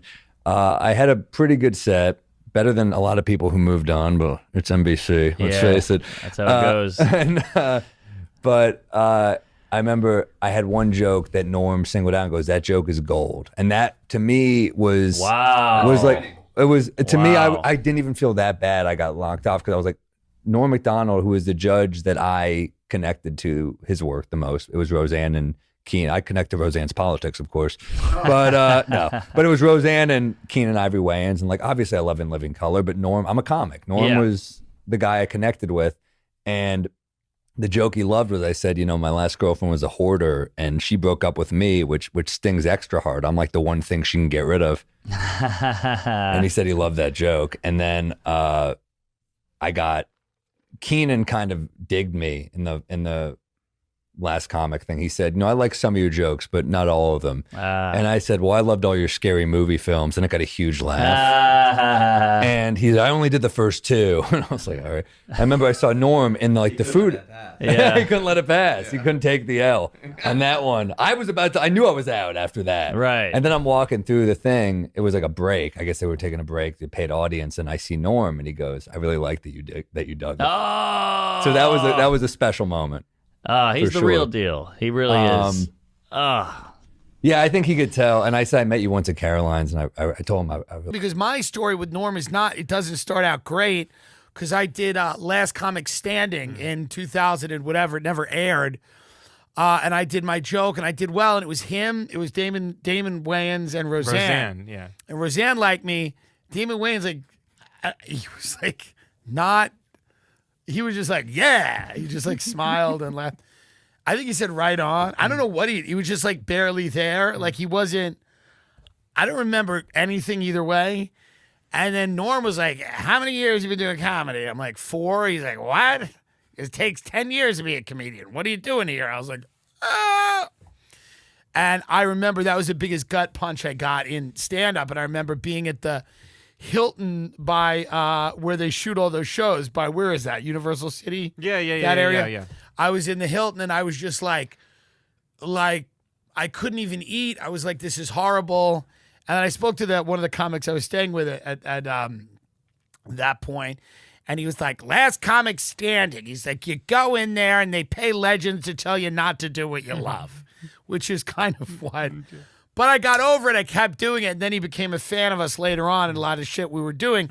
And he was right. I was a 4-year, 5-year comic then. It's like, you do need more time to mature. But he used to, speaking of Spade, when we did, we all staying at the hotel in Boston, this nice hotel. And one day we were just sitting in Spade's room because he had a big room, Yeah. And we're all sitting there and then suddenly the door rings and it's like $800 worth of steaks and stuff like that. And then Spade's like, I don't think I ordered this. No, goes, I ordered it. I figured you said you were hungry before. And he's like, eh. And he would do it all the time. Spade. And then Spade would just be so funny along, yeah, I don't know if I wanted to pay for everybody to eat. These people I don't even know. I figured we'll have you're hungry. Everybody's probably hungry. You guys are hungry. You just be sitting there and you eat the steak, just cut it like cartoon technique. Yeah, right. This is good steak. With his oversized T-shirt. And it would play off each other. Watching them was one of the funniest things, watching a TV show. I was writing bad sketch jokes my first year in LA with a friend of mine at the Coffee Bean. I don't even think it's there anymore, across from the mall. And it's late and they're about to close down. And in walks Norm Macdonald. And the girl says to me, who I'm writing with, this girl that I worked with at a production company, she says to me, she goes, oh yeah, you know who that is, right? And I go, holy fuck, holy shit. And she goes, that's the Bob Dole guy. I go, the Bob Dole guy? Oh, I would have ripped her eyes out. I mean, I was like, it's fucking Norm Macdonald. And Yeah. she's like, no, I know, I forgot his name. I was like, Oh, what? God. So we sit there and I'm kind of fanboying out and I'm just kind of, not trying to face him, and he's ordering coffee and I keep kind of looking over just to cause you just want to get a glimpse. Cause when I'm 22, I just moved to LA. I was like, fuck, holy shit, it's Norm Macdonald. He comes in there where the coffee is. He looks over. She's a pretty girl. Okay. And obviously doesn't see me at all. Doesn't know I exist. And he's kind of trying to talk her up a little bit. He's like, what are you guys doing? And she goes, oh, we're writing sketches. And he goes, oh yeah, I know a thing or two about sketches. And both of us were like, yeah, no, we know. And I started stumbling. I'm like, no, I was a fan of your sketches, right. Yeah. And he goes, oh, okay. Well, I'm gonna go next door. I'm gonna get a Steinbeck novel. Barnes and Noble. There used to be a Barnes and Noble. He goes, Yeah. I'm gonna get a Steinbeck novel. I'm laughing, thinking he's just making jokes. And he goes, I'll be back. Okay, I'll be back. And he Yeah. walks out, and I'm like, whoa, how fucking cool was that? Hand to God. He comes back in with a Steinbeck novel, and sits down by us, and just starts talking. Oh my God. I swear on my life. Oh my God. It was almost like he started a Norm engine and he just wanted to talk. So he just started talking and talking and talking and telling stories. And I shouldn't tell it, like, I don't want to fuck it up, but the best story he told, I said, what was your most, like, secret fun thing that happened at SNL that, like, you know, like, what was some inside shit? And he goes, Smigel and I, Robert Smigel. If you don't know who Robert Smigel is, he's Triumph the Insult Comic Dog. He's the voice and the genius behind that. Smigel's a fucking phenomenal genius writer and comedian. He goes, Smigel and I, we used to write sketches for Tracy, because we knew Tracy Morgan. We knew Tracy, you know, he was bad in table reads. He couldn't read for shit. You know, he's a fucking stumble through words, you know. So one time we wrote this sketch that we knew was going to tank. Lauren hated it. And we showed it to Tracy anyway because we knew he had trouble reading. He had someone helping him read. He had bad time with S's. So we wrote this sketch about this guy who's like a gay animal handler named Brian Fellows. Do you remember that sketch? Yeah. Brian Fellows? And he goes, if you look, the best part for us was it was Brian Fellows, apostrophe S, Safari Planet. It was 3 S's in a row is the sketch that we pitched. So in the room, even though the sketch was bad, we knew Tracy would go, Brian Fellows, this is Brian Fellows, this is Safari Planet. And we knew we would crush in the room. He goes, and everybody lost it. He was like, the sketch was terrible. But Tracy would go, Brian Fellows, this is Safari Planet. And Norm goes, and he goes, that is the funniest thing. We used to fuck with Tracy all the time. And dude, I was like, my heart was filled with comedy warmth. This is the most wild part. Again, I don't believe that this happened. To myself, I'm going, this is a lie. You're making this up. Right. But she's my proof. We walk out when they finally close the doors. After they're like, Mr. Macdonald, you can stay. You know, the Coffee Bean kids are sitting just listening. We all walk outside, and he starts taking off, kind of headed north on La Cienega. And as a joke, my friend goes, do you want to ride? Are you walking? And he goes, no, I don't want to get in the car with you. And we start laughing, and he goes, okay, shotgun. And he comes and runs, sits in the front seat. No. I swear to God on my life. Oh, my God. Her car. I'm sitting in the back seat, and he's showing us where to go, and we drop him off at his house, and at this complex. And he gets out, and he kind of opens the door, and we didn't say anything the whole car ride. Right. We just listened to him going, left here, right here. And he gets out, and he turns and looks in the car, and all he said, or tattoos, you know, like of me as Joe Dirt. You know, they send you, a lot of you get a lot of tattoos of stuff, like things you say or photos or whatever, or they send me ones of Farley or whatever. So this guy sends me he's got Norm of all morons on his hand, Norm Macdonald. So I text Norm, I just send it to him. I go, hey, you have fans. And then I put in parentheses, fan. all we know is for sure this one guy. And then of course, like days later, David, hello, it's me, Norm. How are you? Have you ever texted with Norm? No, I haven't. No. Times 1,000. He just goes, he waits days, and then at 3 a.m, hello? I go, Norm, what are you doing? Are you answering me from 4 days ago? Is that what you're doing? Dave, it's Norm. Do you like money? Yes, Norm, I like money. Why? Would you like to have more money than all your wildest dreams? Yes, I would. And then an hour later, would you like to walk into a dealership and point to a car and then just buy it? I go, of course. How? And then 3 hours later, bet the over in the Blackhawks game in the first quarter. First period or something. I go, oh, okay. Too bad that game was 6 days ago, you fucking idiot. When Norm Macdonald, I wonder what you think of this. He said, do you want to, I think he was talking about Bill Maher. There are a number of comedians you can do this with, I suppose. But he said, do you want to be a comedian or do you want to be a smart guy? Are you going to pick? Are you going to pick? Where are you philosophically on that? Oh, I want to be a smart guy. Like Norm, and I love Norm Macdonald. He is my hero. He is one of my idols. We worked together on Last Comic Standing and did not get along. I took the job to work with him. Our philosophies were very different, and his criticisms of the other comics. He was a judge. I was the host. I was surprised by. And so it was just very different philosophically. All the respect in the world for Norm and what he did. It was amazing. I never try to replicate what he did. Not that I would change anything about Norm Macdonald. It's very different. You didn't get along, though. You thought you were going to get along. You were hoping to get along, and one of your heroes. I wanted to be best friends, but I think we were both, and we figured it out.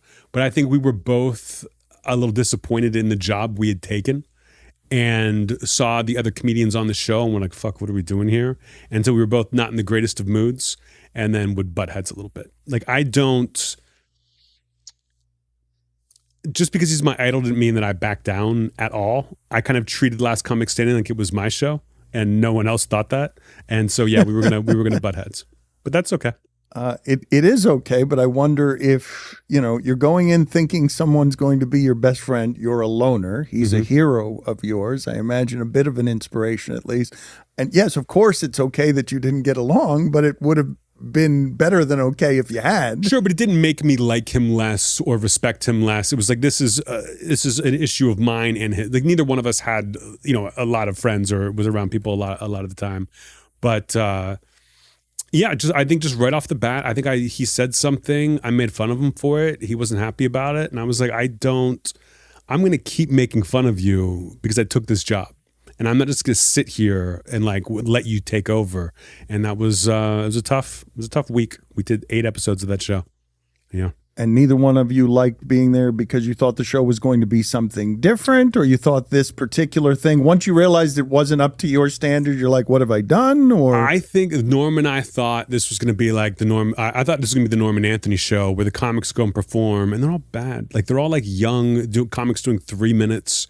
It's not like the comics were bad, but it was still all about them. And if the comics were really bad and we said something funny about it, then that whole thing was cut from the show because they only wanted to show the good comics. So Norm and I were like, what are we doing here? If we can't give our real opinion, you don't want anyone to be mean. And there's 100 fucking contestants. We were both just like, this is not the best use of our time. Legendary baseball announcer Bob Uecker recently passed away on January 16th, 2025 at 90 years old, which I think is a ripe old age for a sports commentator. You might remember Bob from Real Sports Commentary, or if you're like me, you first saw him in the legendary comedy baseball movie Major League, where he played Harry Doyle. No matter where you knew Bob Uecker from, he was beloved by many, including comedians Norm Macdonald and Artie Lang. Given the time, I thought I would pay homage to the late great Bob Uecker by talking a little bit about him and also revisiting some of Norm and Artie's favorite stories about Bob. Not only was Bob a great baseball commentator, but he was also known to be an incredibly funny guy with a big personality and a sailor's vocabulary. Norm Macdonald, being an avid viewer of sports and loving the craft of comedy, naturally came to love Bob Uecker as a friend when their paths finally crossed. Norm also loved Bob because he was a deeply closeted gay man. Anyway, the story begins because Norm actually did a pretty silly commercial with Bob Uecker and Steve Higgins where he hits on a lady and tries to lie down on top of her. This was back when Norm was doing the Norm Show where he played Norm, and this commercial is originally what brought Bob, Norm, and Artie together for the first time. Hi. Oh, yeah, hi. You seem a little slow there. Well, I was stunned by your beauty. Buy you a Miller Lite, it tastes great. Sure, but I like it because it's less filling. Huh? Well, opposites attract. That's a good one. You want to go someplace and talk? Yeah. Grab a Miller Lite. It's Miller time. Rookie. The little cameo from Bob at the end is the icing on the cake for a great commercial. There's not a lot of commercials that make me want to drink and drive into a hot woman's house, but this one sure did take the cake for me. If you look at the comments on this video, it's filled with classic Norm references, which just makes this old commercial even better to visit on YouTube. Then Norm and Artie made an appearance on the Howard Stern Show back in the late 2000s, and Howard proceeded to ask them about their experiences working and hanging out with Bob Uecker. Artie had originally shared a story about Bob Uecker on Late Show with David Letterman, and apparently the story did not give a super flattering image of Bob based on some of his filthy language he uses when he's not on the air talking about baseball. Artie tells the story of how they met Bob and also the story that got him in trouble with Bob on the Howard Stern Show. I talked to Bob Uecker, by the way. Oh, did you? Did you see that? Yeah. Was he mad? Whatever. Was he really? Was he? What do you mean? Last time I went on Letterman, I told a story about Bob Uecker. Norm did a commercial with him for light beer. Okay. So it was when we were doing the Norm Show. So he invited Norm out to spring training in Phoenix, Arizona. and said, "Look, man, come the fuck out to Arizona, man." You know, he's a guy you hear on the TV. Yeah, Bob Uecker. Right, but he's so filthy when he talks. Every other word is fuck. It's unbelievable. Right. And he's one of the funniest guys I've ever met. Right. So Norm says to me, "Hey, man, let's go hang out with Uecker," because he knows I'm a big fan. So we go to Arizona. And it's the funniest 24-hour period I've ever spent. We played a round of golf with Bob Uecker, and he let us sit in the booth to listen to him announce a Brewer-Cub game. He had a cough button. You know, if you're going to cough, you hit the cough button and you're not on the air. Sure. So from what I remember, Norm may not remember this because he's friends with Bob Uecker. But anyway, Uecker would be announcing the baseball game. Right. And like a fucking jazz musician. It was unbelievable. If he saw a really hot chick in the crowd, he would hit the cough button and say something filthy about her. So he would say shit like this. He'd go, here's the 2-2 pitch to Sosa, ground ball to shortstop. Look at the fucking tits on that whore. Over to first base, 2 down. And he'd hit the button that quickly. That's the story I told on Letterman. I cleaned it up. Right. And he started using like old guy words for the chicks. Like he'd go, fly ball to center field. God, I'd like to get with that trollop. That's the third out. To me, this story is hilarious, and it really sucks that Bob didn't like it, because I would imagine that this impression of Bob crushed on the Letterman show. It's just fucking funny to think that Bob Uecker had to be so clean-cut and professional on the microphone when he was commentating baseball, but the second he was off the air, he would just immediately let loose and start cussing up a storm. Norm also told a story about Bob Uecker on Letterman, but we will get to that one a little later on in the video. Then Norm tells the story on Stern about the time they were with Bob, and they saw singer John Fogerty. So he sees John Fogerty, you know, from Creedence Clearwater Revival. So he's like, "Hey man, that fucker's a rock singer." He goes, "But he can get out of the sand trap like nobody's fucking business. I played in a charity tournament with him." So we're like, yeah, we know who John Fogerty is. And he goes, at the 7th inning stretch, I'll have the fucker come up and sing for you. Fogerty's there with his kid, by the way. He's a big Cub fan. He's here with his 8-year-old son, John Fogerty. So we're like, no, you don't have to do that. Right, don't get John Fogerty to sing. Leave him alone. It's all right. We don't want him singing in front of us. So then he gets mad at us. He goes, "Do you even know who fucking John Fogerty is?" So we go, yeah, he did Creedence Clearwater Revival. He goes, "Yeah, he did all that fucking shit." This is one of my favorite stories Norm has ever told because he really does Bob Uecker justice with the impression of him. It reminds me a lot of the scene from the movie Major League where Bob Uecker curses on the air. That's all we got. One goddamn hit. You can't say goddamn on the air. Don't worry, nobody's listening anyway. A classic movie scene from Bob. Norm also told the John Fogerty story on Letterman, and even though it's censored for television, the story is every bit as funny as it was on Stern, and it's probably the hardest I've ever seen David Letterman laugh on his own show since he had on Charles Grodin back in the 80s. Anyway, after Norm told the John Fogerty story, he talks about Bob's reaction to Artie telling the story about him on Letterman, and he also added a few additional stories about Bob after this, and it's so fucking funny to listen to the whole thing. A couple weeks ago, 3 weeks, a month ago, whatever, for spring training, and I went up to the booth, and he goes, "Man," what about that fucking Artie Klein? Artie Klein. The funniest thing is he goes, "That cocksucker must be running a little short of material."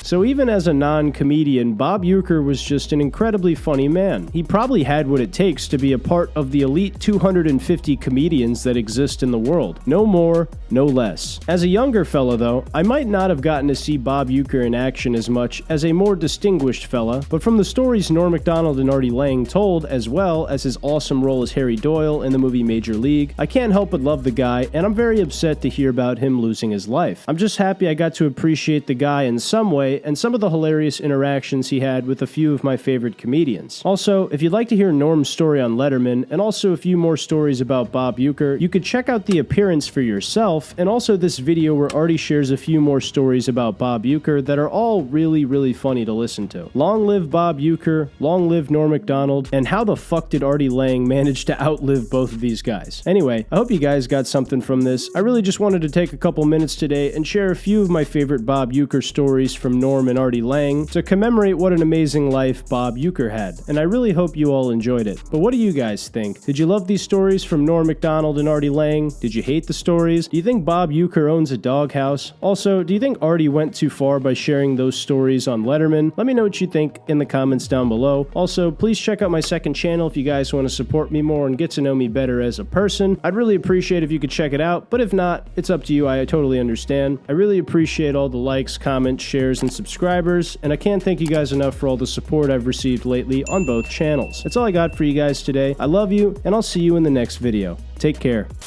As my buddy says, the worst part about Cosby was he was a hypocrite. And I said, I don't think that was the worst part.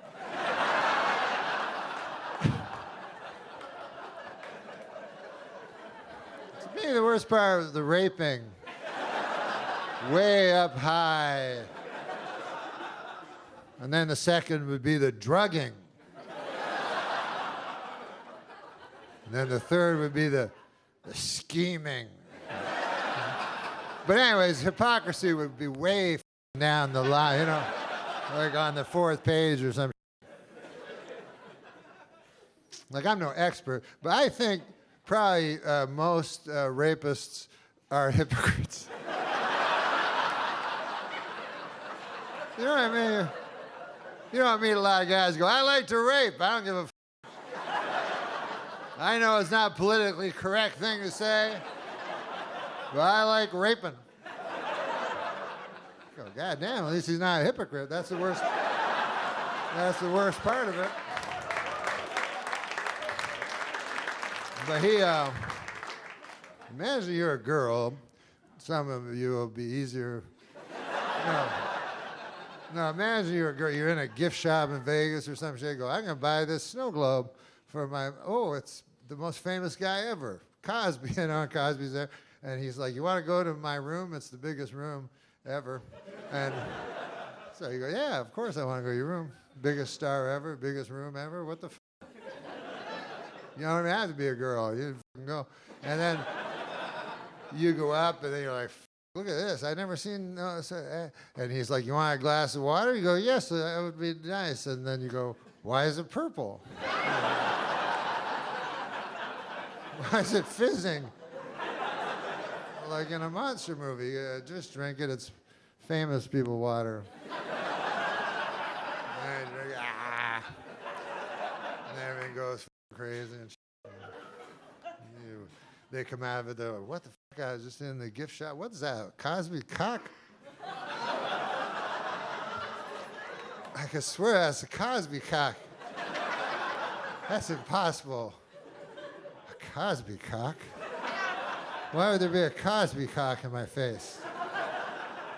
Wait a second, I remember. I'll call for help. Hypocrisy! A man committed hypocrisy on me in room 10304-204. There's too many numbers in the hotel room. But in a way, when you think about the show he had a regular fucking life, but then what was his job? He looked in women's pussies and stuff. And you never saw it. They never showed you that part. So in a way, maybe he wasn't a hypocrite.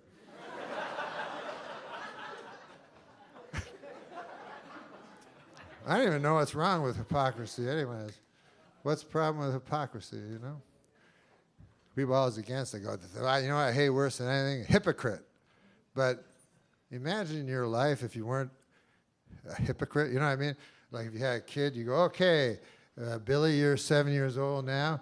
You know what I mean? And then you tell them who you really are.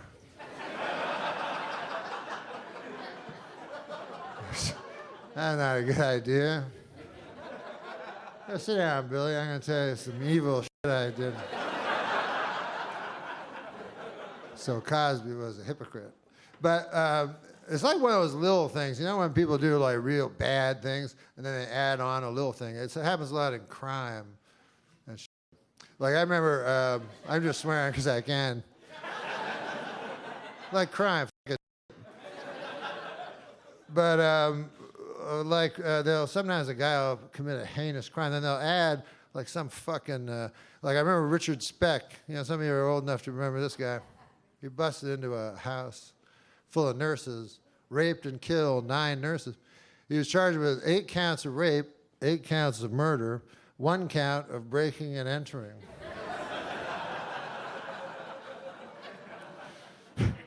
So the whole defense became, I tell you, that door was a little bit open. You could have jimmied that open. We're going to take pictures of it and show it to the jury. Blow them up. Then the judge is like, all right, that one. Because judges are wise, like owls. So the judge knows he doesn't want the guy, 8 counts guilty, 8 counts guilty, and on the case of breaking and entering, innocent. And then he's like, hey, what did I tell you, everybody? Waving at people with his orange thing. Hey, a guy told me that, I don't know if you've heard this, Bruce Jenner is going to go back, maybe, to being a man. Yeah. Did you hear that? That's an odd thing. Because I remember him, of course, as a woman. So it's hard for me to picture what he'd even look like as a man. I remember, because I'm from Canada, so I remember he was in the 72 Olympics, and he won the decathlon, you know, which is the best athlete in the world, was a woman.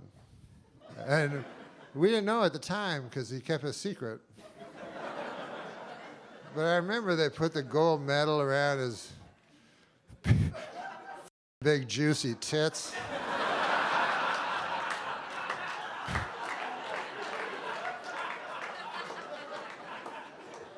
And that to me is when he should have just gone, I'm a lady, and then that would have been good for the LGBTG. The community, you know, the community. I don't know if you've been over, if you've seen them, but it's a nice community.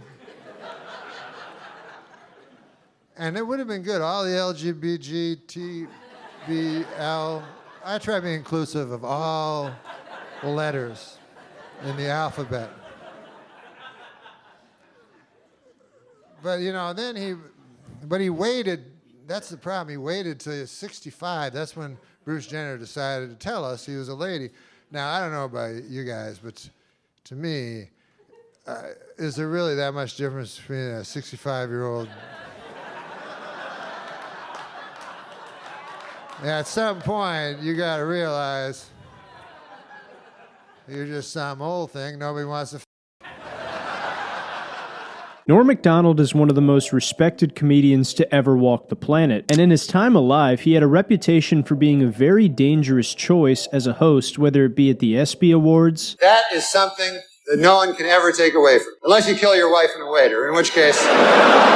or hosting Weekend Update. Well, it is finally official. Murder is legal in the state of California.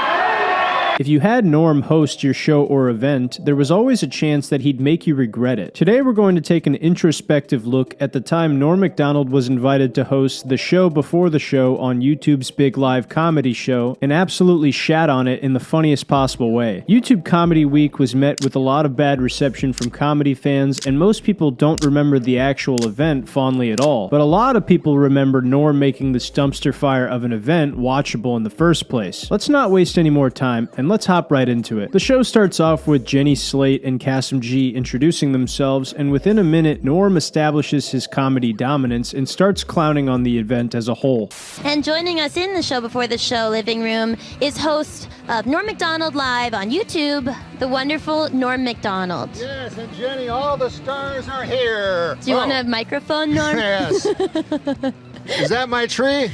What a disaster. Jenny, all the stars are here. It's true. Beardy Man, Claude Racine, Dax Flame, Betty Fine, You got it. and Raphael Fine. All the stars You really keep up with all that are stuff. here tonight. Oh, yes.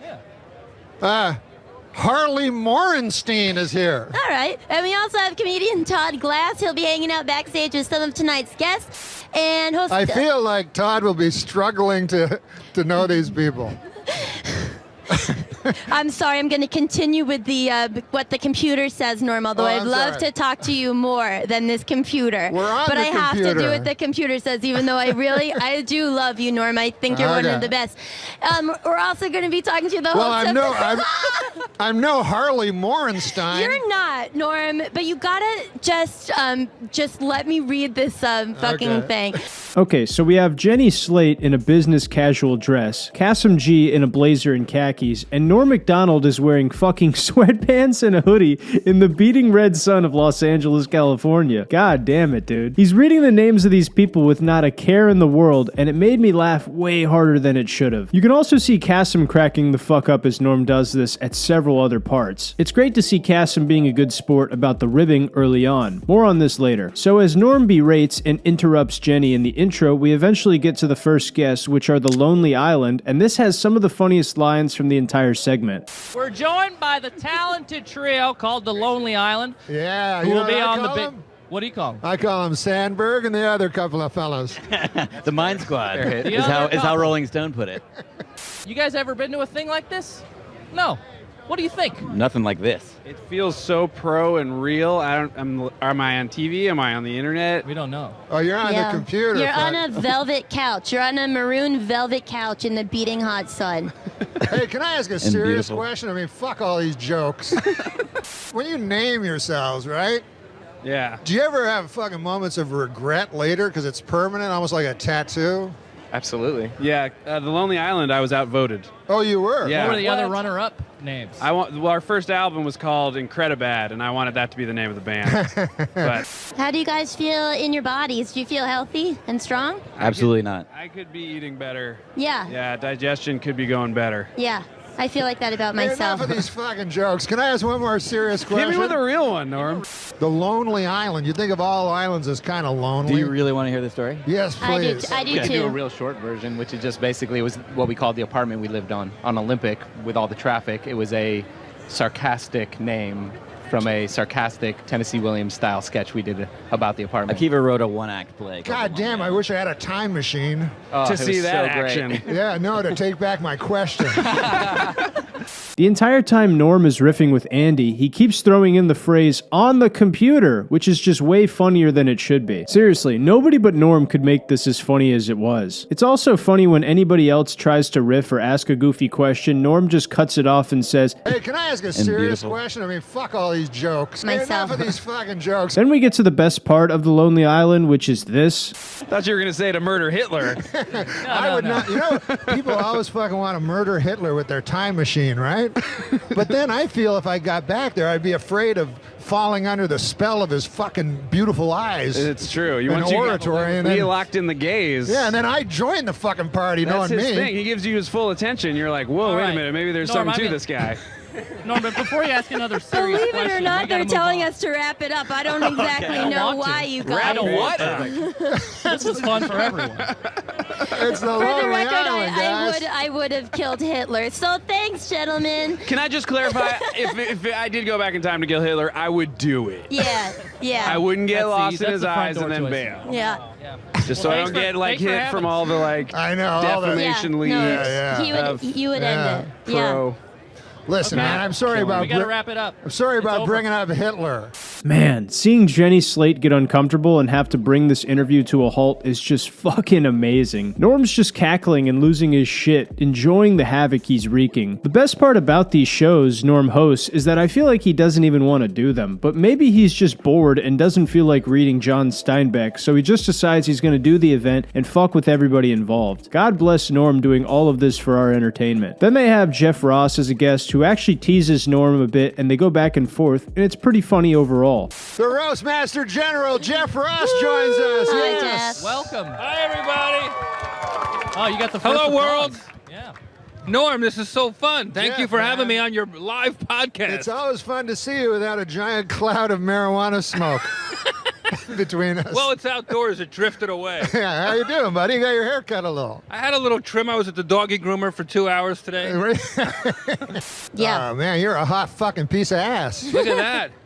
I do all my shopping at the mall. Have you ever been to Forever 41? Forever 41. Norm, you're Listen. dressing like you're going to help somebody move. You're wearing sweatpants to the biggest show in YouTube history. This is the biggest show on the internet. You dress like you're going to paint the set. He can't help himself. Who should I roast this week? What about Cassim? Yeah, It would be an honor Cassim. if you could just do me. He's an Arab, if that helps. I only roast celebrities, Cassim, so you're off the hook. Thank you. What do you dress like? You're like Harry Potter's accountant. You're just not that up. Well, I want to thank Jeff Ross for turning the mirror on me today. Back to you guys over there. Like the inventor of a cure of some disease we haven't thought of yet. Look at you, like Orville Redenbacher's fluffer. I don't know. No surprise here, when two real comedians banter, it's actually pretty solid. Then in the next segment, we have Cassim and Jenny doing some type of YouTube promo while Norm just stares down the barrel of the camera intensely. It gets to a part where Norm gets a free tablet and Cassim tries to poke fun at him.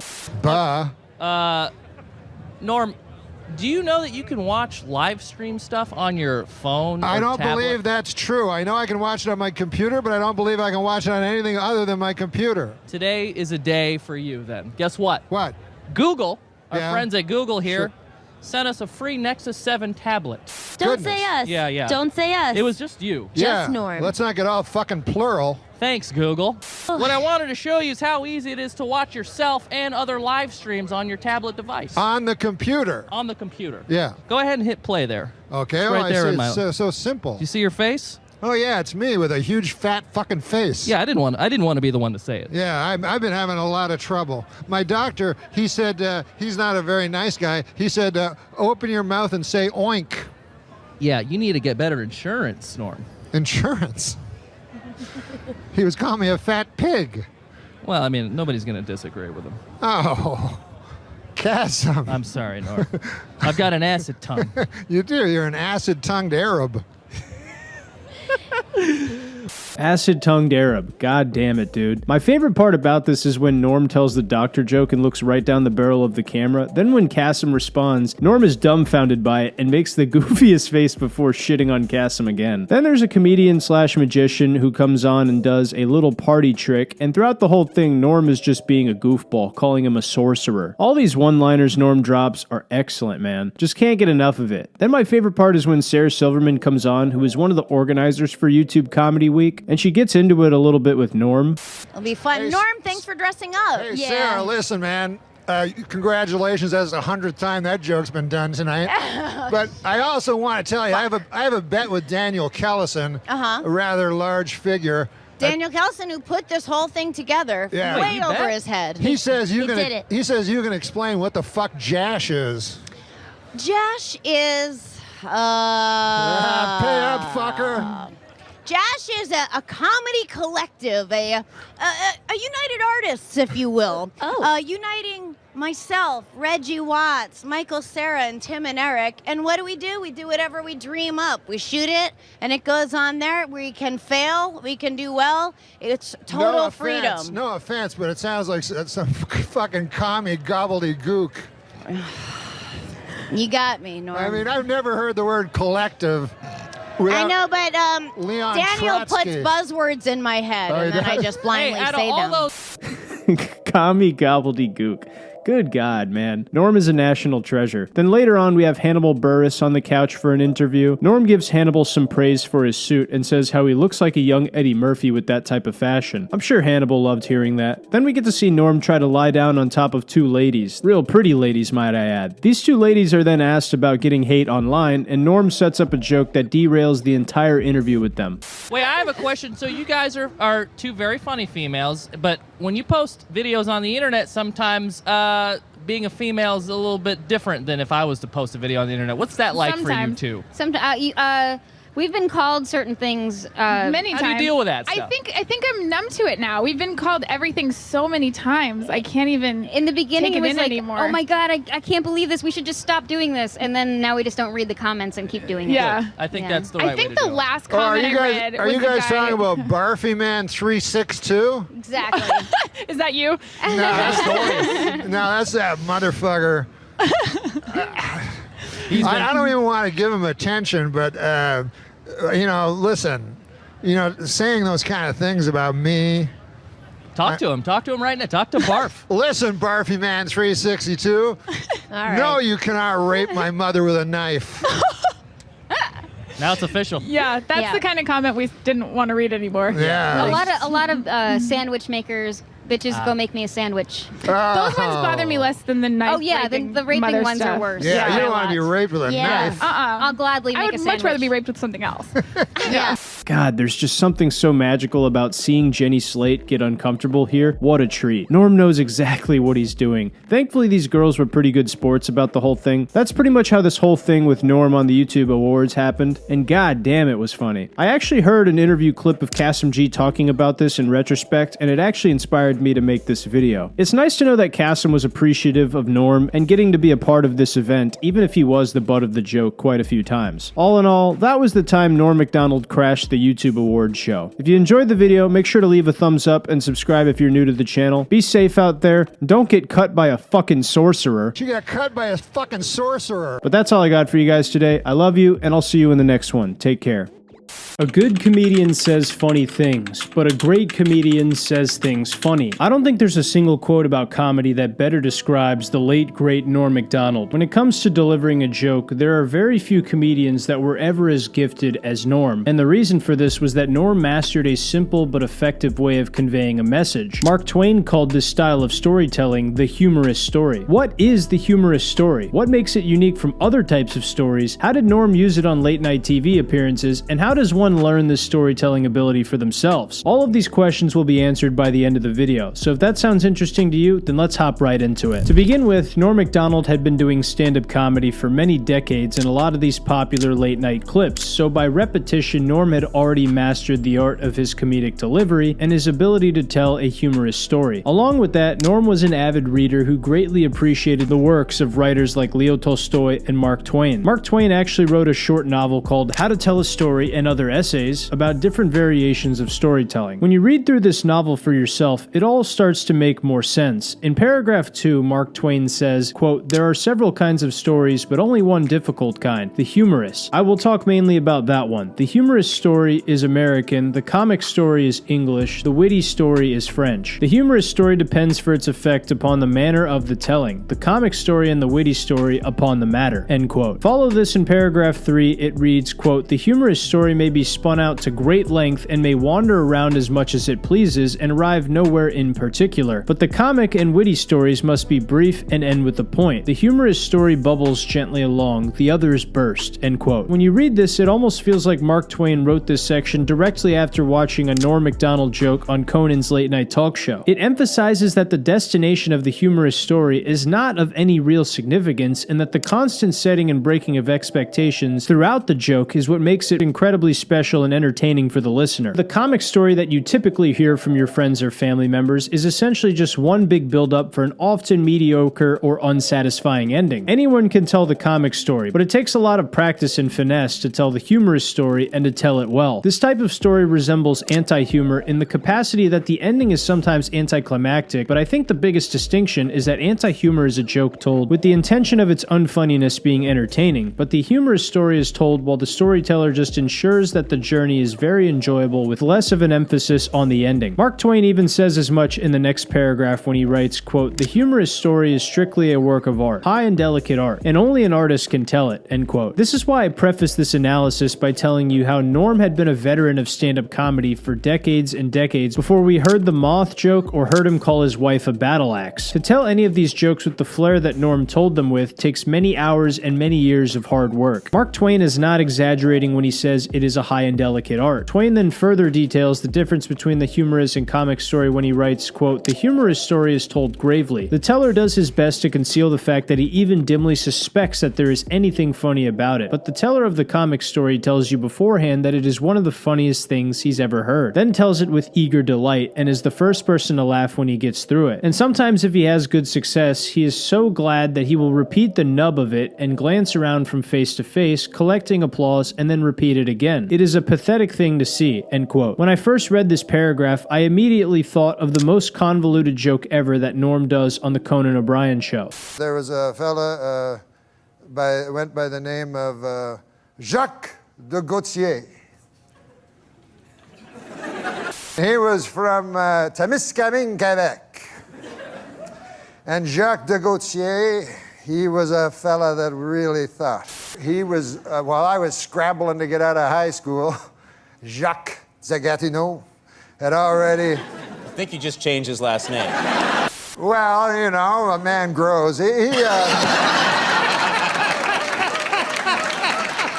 Norm is 30 seconds into a story about Jacques de Gautier, and he's already found a clever and cute way to make a joke about his name. He pretends there's nothing even remotely funny about the line, "a man grows," when he subtly delivers it. This is an incredibly unique subversion, but Norm says it as if he has no idea it's about to make the entire room burst into laughter. And that's part of the beauty that Mark Twain articulates for the humorous story. Quote, "Very often, of course, the rambling and disjointed humorous story finishes with a nub, point, snapper, or whatever you like to call it. Then the listener must be alert, for in many cases the teller will divert attention from that nub by dropping it in a carefully casual and indifferent way, with the pretense that he does not know it is a nub." End quote. Another fascinating thing about Norm's delivery is when he fools you into thinking a story or joke is complete, and you quickly realize after you laugh that you're still in the setup of the joke, and you're just trying to pay attention and see where he's going to take you next. Mark Twain also detailed someone named Artemus Ward who commonly used this trick when he was telling a humorous story, where he would deliver a joke, and when the audience took a second to catch it and they started laughing, he would look up with this innocent surprise on his face as if he didn't just say something hilarious, which sounds identical to what Norm Macdonald does. Another important part that Mark Twain highlights about the humorous story is the use of the pause. Quote, "The pause is an exceedingly important feature in any kind of story, and a frequently recurring feature too. It is a dainty thing and delicate and also uncertain and treacherous, for it must be exactly the right length, no more and no less, or it fails of its purpose and makes trouble. If the pause is too short, the impressive point is past, and if it is too long, the audience has had time to divine that a surprise is intended, and then you can't surprise them, of course." End quote. We all know Norm was a master at his comedic timing, and he uses the pause as much as he can to make a funny story even funnier, as mentioned by Mark Twain in How to Tell a Story and Other Essays. Now, I have no evidence suggesting that Norm Macdonald read this story by Mark Twain and used this as his blueprint for late-night television appearances, but I do know that Norm Macdonald was an avid reader of Mark Twain's literature. I can confidently state that this short novel by Mark Twain describes in great detail the process that Norm Macdonald is well known for on his late-night appearances. In order to tell a humorous story and emulate exactly what Norm did on late-night television, you have to apply a few basic principles. First of all, you have to be absurd and incongruent while setting up the story, but the hard part is you have to do it so subtly that people don't realize that you're doing it on purpose. Quote, "To string incongruities and absurdities together in a wandering and sometimes purposeless way and seem innocently unaware that they are absurdities is the basis of the American art, if my position is correct." End quote.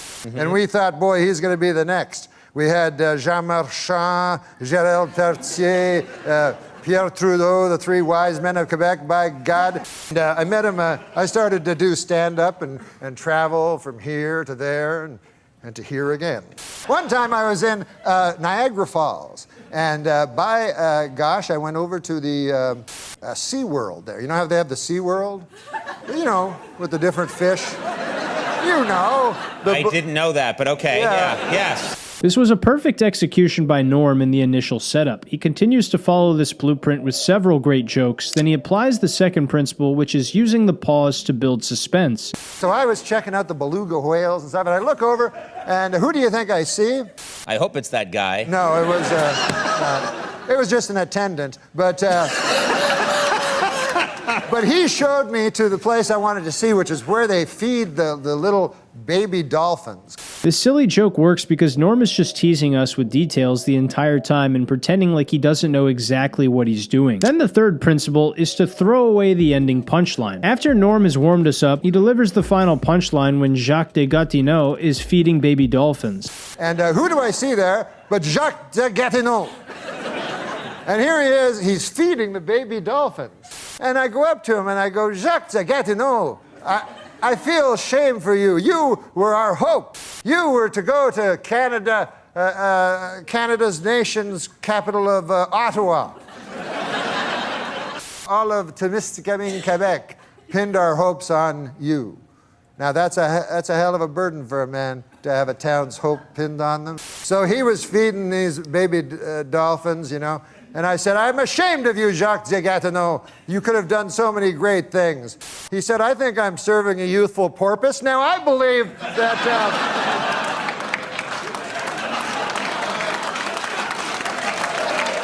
If there were no incongruities and absurdities throughout the story, this would have been the shittiest comic story ever, but because Norm understands that the journey in the story is more important than the destination, he is able to deliver this corny-ass punchline and receive a huge laugh from it. Norm made the whole story interesting to listen to, so as a result, the ending being anticlimactic doesn't really hurt the joke at all because it's not the focal point of the joke. Now, I know that I laid out these principles like anybody can do this, but the truth is, most people can't. It takes years of practice and hard work to tell a humorous story like this, but at least you know how Norm did it now. When you understand the chasm of difference between a generic comic story and a beautifully delivered humorous story, you come to appreciate Norm's ability to pleasantly waste your time even more so than you did before. Telling a joke like this takes years and years of hard work, and it cannot be learned overnight unless you are simply gifted beyond measure. Let's face it, we're all unfunny compared to Norm Macdonald. He was the fucking greatest. All in all, this is how Norm Macdonald tells a joke. If you enjoy the video, leave me a thumbs up and subscribe to the channel if you're new. That's all I got for you guys today. In the meantime, here's another great video about Norm Macdonald that you can watch right now.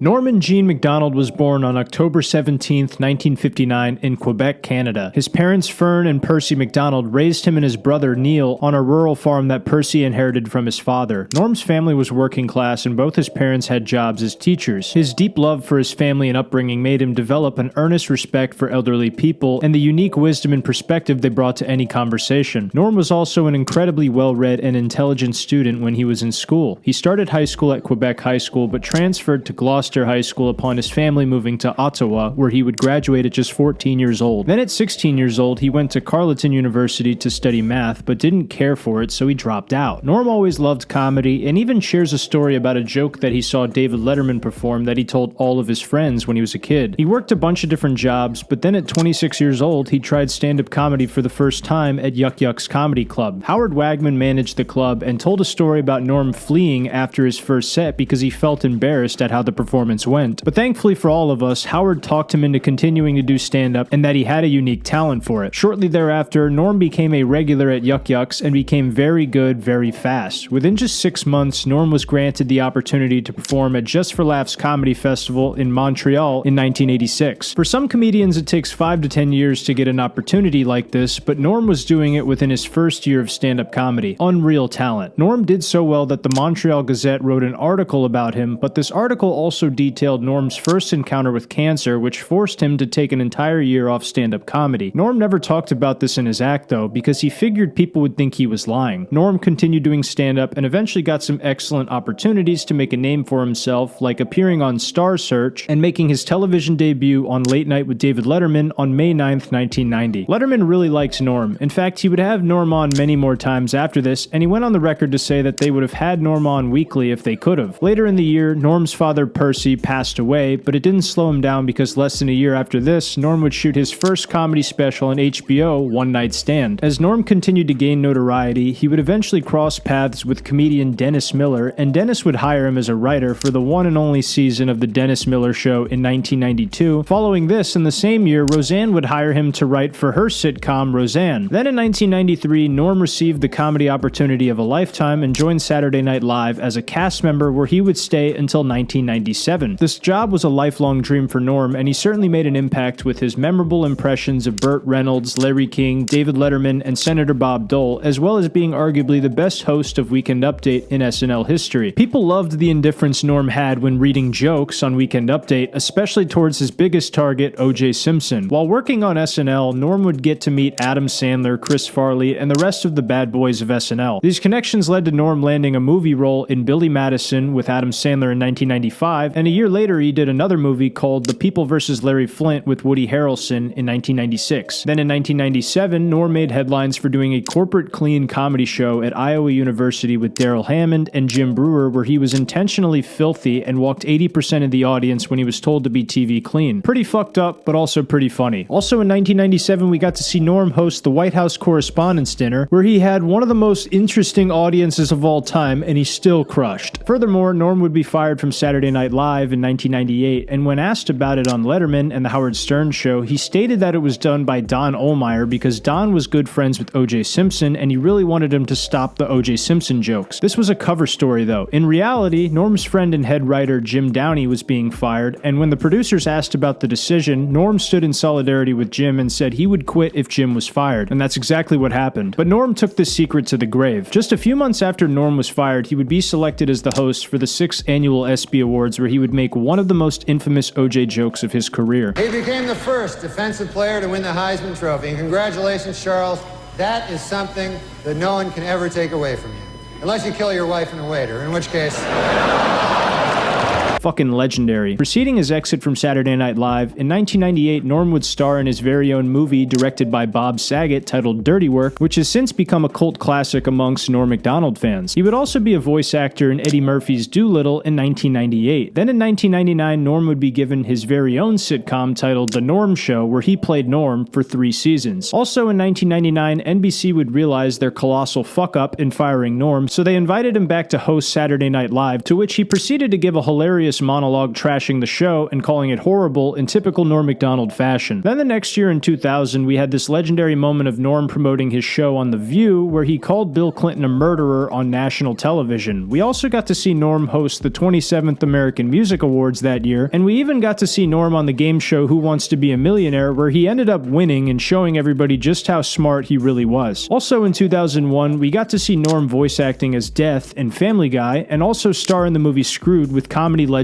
Dave Chappelle. Then a year later, in May 2001, The Norm Show would be canceled, making it the worst tragedy to ever happen in the year 2001. Also this year, Norm would voice act in Eddie Murphy's Doolittle 2. Over the next several years, Norm would have a few television projects that would unfortunately perish very quickly, like the TV show A Minute with Stan Hooper that aired on Fox, where Norm was the main character, which would be canceled after only 6 episodes. Then in 2005, Norm was cast in a sketch show titled Back to Norm on Comedy Central, which once again was killed in its infancy because of lackluster ratings and low viewership. However, in the same year, Norm would land an iconic voice acting role as Norm the Genie in the kids' TV show The Fairly Odd Parents. Then just 1 year later, in 2006, Norm would release a sketch comedy album titled Ridiculous, which was met with mixed reviews from his base of avid supporters. It seems like Norm's best luck in this decade was anything that was far away from sketch comedy. Norm would continue to do stand-up while also snagging some acting roles, such as 2007 when he played Chubby's son in the TV show My Name is Earl, and also a TV appearance on the show Match Game, where he's part of the celebrity panel. In the meantime, Norm also did some commercials in this time frame, like from 2006 to 2008, he voice acted for the Canadian company Bell Mobility, in addition to being the gingerbread man in AT&T commercials from 2007 to 2008. Then in 2008, we saw Norm do the legendary roast of Bob Saget, where he took the roast about as seriously as you would take fitness and diet advice from Lizzo. Following this, in 2009, Norm pitched a reality show about himself to Fox, but the series would be scrapped halfway through the filming process. Norm would also be featured as a regular guest on late-night talk shows, proving to be one of the most consistently funny guests of all time. It's impossible to track all the best ones, but I promise you they're not difficult to find. Moving on, 2011 would prove to be a really good year for Norm, beginning with the release of his first hour-long stand-up comedy special titled Me Doing Stand-Up, which was met with high praise from comedy fans, and then Norm would star in his own talk show called The Sports Show with Norm Macdonald. Then a few more years passed by, and in 2013, Norm started his very own podcast called Norm Macdonald Live with some fucking douchebag named Adam Egget as his co-host. The show featured many different guests and stayed on YouTube for 3 long seasons. Then in 2014, we got this legendary appearance from Norm where he hosted YouTube's big live comedy show alongside Jenny Slate and Kasim G, where he rightfully made a mockery out of the entire event. Then in 2014, we got to see Norm do some voice acting as the Pigeon on Mike Tyson Pigeon Mysteries. Later on, 2015 would prove to be a huge year for Norm, where he did some voice acting in the Canadian TV show Sunnyside, where he played a talking manhole. He was a judge on the NBC show Last Comic Standing, and most notably, he did the last late-night stand-up set on Late Show with David Letterman, where he broke down into tears given the sheer gravity of the moment. We also saw Norm as Colonel Sanders in KFC commercials for a bit. Then a year later in 2016, we saw Norm release his incredibly funny book titled Based on a True Story, Memoir. And on top of that, we saw him host the 2016 Canadian Screen Awards, where he showed showed a lot more reverence and respect than previous hosting occurrences. Then in 2017, we got to hear Norm voice acting as Yaphet, the talking blob, in Seth MacFarlane's TV show The Orville, and then we saw the release of Norm's second hour-long stand-up comedy special titled Hitler's Dog, Gossip and Trickery. Then in 2018, Norm was embroiled in controversy for publicly criticizing aspects of the Me Too movement, and this led to him having an appearance on The Tonight Show with Jimmy Fallon canceled. The most disappointing thing about this is that if this bullshit didn't happen, we probably would have gotten a few more late-night appearances from Norm. Also in 2018, we saw Netflix purchase the rights to Norm Macdonald Live and then rebranded it as Norm Macdonald Has a Show, which a lot of people said was not as good as the original series back when it was on YouTube. Norm would continue doing stand-up for many more years. Then in March of 2020, right before the lockdown started, we got to see a set from Norm at the Hollywood Improv posted on his very own YouTube channel where he talks about the big cough. Little did the people know this would be the last time Norm Macdonald would ever perform stand-up comedy. Then a year later, in 2021, 4 years ago today, Norm Macdonald would die from cancer. His audience in the world of comedy were shocked to know that this was not a new development. Rather, he had been diagnosed with cancer over a decade ago and privately dealt with it until he lost his battle with cancer. Well, I guess it was more of a draw, really. But seriously, Norm Macdonald to a lot of people was a great comedian. If you ask some people, including myself, he was the greatest comedian to ever live. I love Norm Macdonald. He inspired me in many ways, and if you've made it this far, you probably love him too. Every year in September on this channel, I post a video to commemorate Norm and his comedy legacy, and I hope you guys appreciated this one. If you did,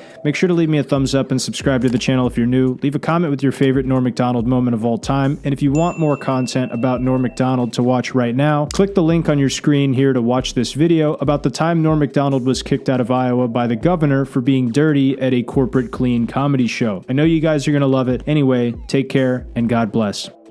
Norm Macdonald and Chris Kattan have quite the history together at Saturday Night Live. And I'm not talking about some type of gay sexual escapades. I mean that for a period of time, these two stars clashed heads and did not get along, and it made for an incredibly entertaining story that was circulated by comedy fans. But was it a real feud, or was it merely for our entertainment? In today's video, we will be finding out what happened between Norm and Chris on Saturday Night Live, why they might not have liked each other for a period of time, and whether or not they ever buried the battle axe. So if that sounds interesting to you, then let's hop right into it. To begin with, these two alleged doghouse owners were on Saturday Night Live in the 90s. Norm was a cast member for 5 seasons from 1993 all the way up until 1998, while Chris Kattan was a cast member for 7 seasons from 1996 all the way up until 2003. This brought them in close proximity to one another for the 22nd and 23rd season of Saturday Night Live. Now, I imagine with the stress and pressure that comes along with working on a show as massive and prestigious as Saturday Night Live, that sometimes you might see the worst in people, whether it be through a drug addiction or impulsive behavior. But according to Chris Kattan in the beginning, Norm did treat him respectfully. Then as time went on, Norm and Chris would start to get on each other's nerves a little bit. And Norm, being who he is, would eventually air his thoughts on who he believes Chris lies down in bed with. Quick Norm story. Great quick Norm story.